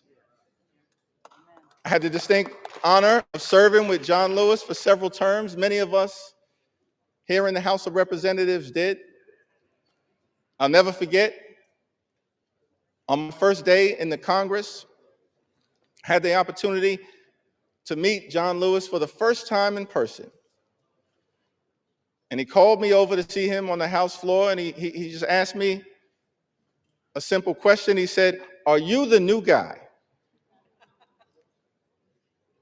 And I said, "Yes, sir, Mr. Lewis, I am." And he said, "Well, we're colleagues now. You don't have to call me Mr. Lewis. You can call me John." I said, "Yes, sir, Mr. Lewis, I understand." And then he said to me, "You're from Brooklyn, right?" Now, Mr. Speaker, I got to be honest, I was tempted to say, Brooklyn is always in the house. But instead, since my mother raised me with some sense, Lenita Jeffries, I said, "Yes, sir, I'm from Brooklyn." And then he said something to me that I've never forgotten. He said, "Well, I hear some positive things about you from your predecessor, but Washington, D.C., young man, can be a rough place. So I don't want you to get into any trouble unless it's good trouble." And I just wanted to stop by on the House floor to make sure it was clear to the American people that the spirit of John Lewis lives amongst House Democrats, and we will continue to get into good trouble to make their life better. That's our commitment to every single American all across this country, from this day and for every day moving forward. And it was John Lewis who said to us that ours is not the struggle of one day, 1 week, or 1 year. Ours is the struggle of a lifetime. and maybe even many lifetimes. And each one of us in every generation must do our part. Mr. Lewis, we love you. We were blessed by our opportunity to serve with you, and House Democrats are here to do our part. We're in this fight until we win this fight for the American people. I yield back.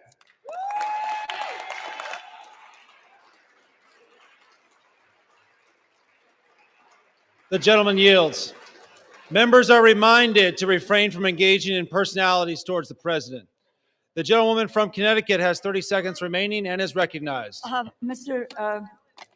I yield back the balance of my time. The gentlewoman from Connecticut yields. The gentleman from Oklahoma is recognized. Thank you very much, Mr. Speaker. It's my distinct pleasure to yield the balance of our time to the distinguished Speaker of the House, my very good friend and a person I admire greatly. 1 minute.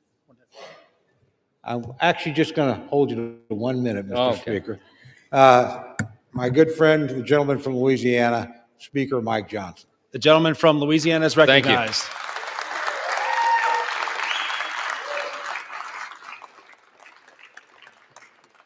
I want to thank my friend Chairman Cole. Has done an extraordinary job in this process. And Mr. Speaker, we all know why we're here. House Democrats voted to shut the government down. It was 54 days ago when we had that vote, September 19th. And since that time, Senate Democrats have voted 14 times to close the government. Republicans voted a collective 15 times to open the government for the people, and the Democrats voted that many times to close it. And then they admitted, many of them, and we could name them here, but I'm not going to take the time, they admitted that they were using the American people as leverage in this political game. They knew that it would cause pain, and they did it anyway. The whole exercise was pointless. It was wrong, and it was cruel. In mere moments, I want you to watch the board. They're going to do it again. I'm going to guess for you that most of our Democrat colleagues are going to vote again to close the government, again to take food out of the mouths of families that need it, again to deny pay to federal employees, again to stall flights and cancel airlines and do all the rest that they've done. But we are not going to let them succeed in that gambit. And that's right. While the Democrats keep voting to shut the government down, Republicans are going to vote to open it back up. And with that, we're going to get the American government running again and working for the people as they deserve. I'm going to close with this. You know, as Speaker, you have the ability to talk as long as you want, but I'm not going to do that tonight. We're not going to waste any more time of the people.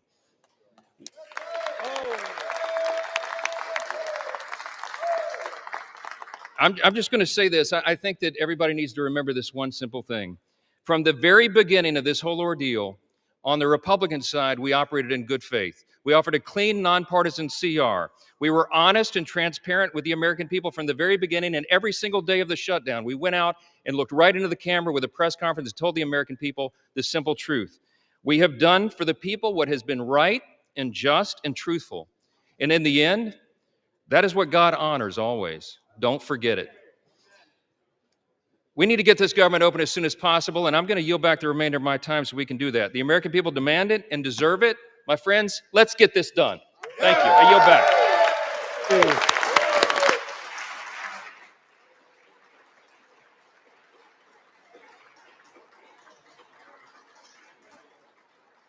Proud of you. The gentleman yields. The gentleman from Oklahoma has 3 minutes remaining and is recognized. I yield back the balance of my time. The gentleman yields. All time for debate has expired. Pursuant to House Resolution 873, the previous question is ordered. The question is on the motion by the gentleman from Oklahoma, Mr. Cole. All those in favor say aye. All those opposed say no. In the opinion of the chairs, the ayes have it. For what purpose does the gentleman from Connecticut stand? Mr. Speaker, I request the yeas and nays. The yeas and nays are requested. Those favoring a vote by the yeas and nays will rise. A sufficient number having risen, the yeas and nays are ordered. Members will record their votes by electronic device. This is a 15-minute vote.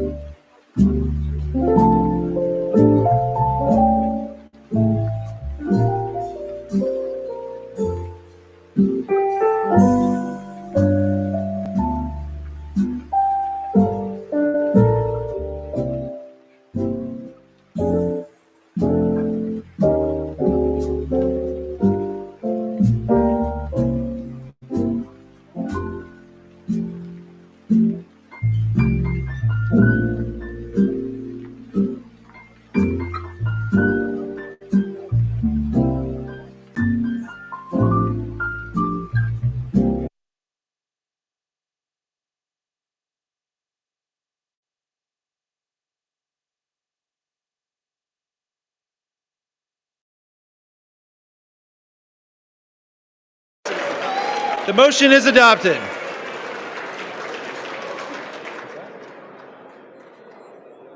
Without objection, the motion to reconsider is laid on the table.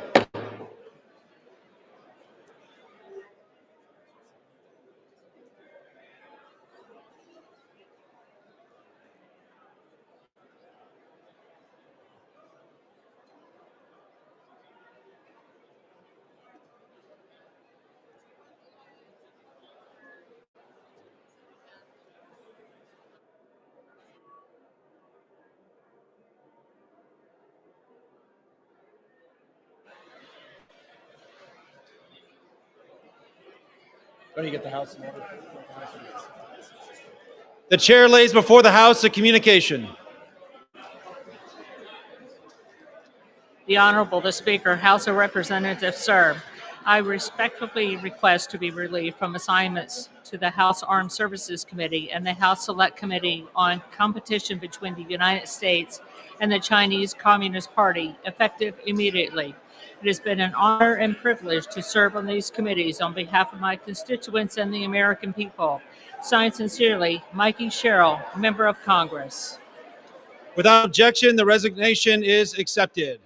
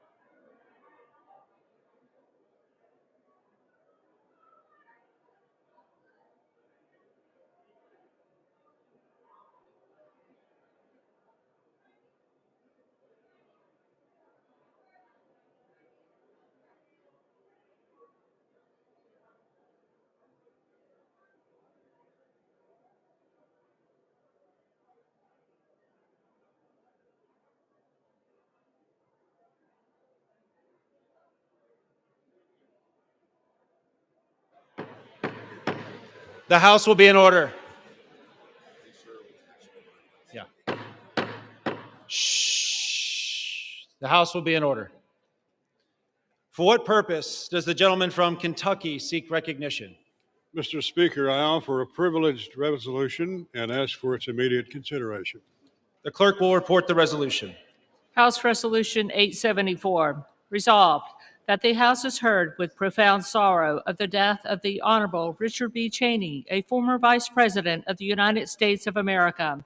Resolved that the clerk communicate these resolutions to the Senate and transmit a copy thereof to the family of the deceased. Resolved that when the House adjourns today, it adjourn as a further mark of respect to the memory of the deceased. Without objection, the resolution is agreed to and the motion to reconsider is laid on the table.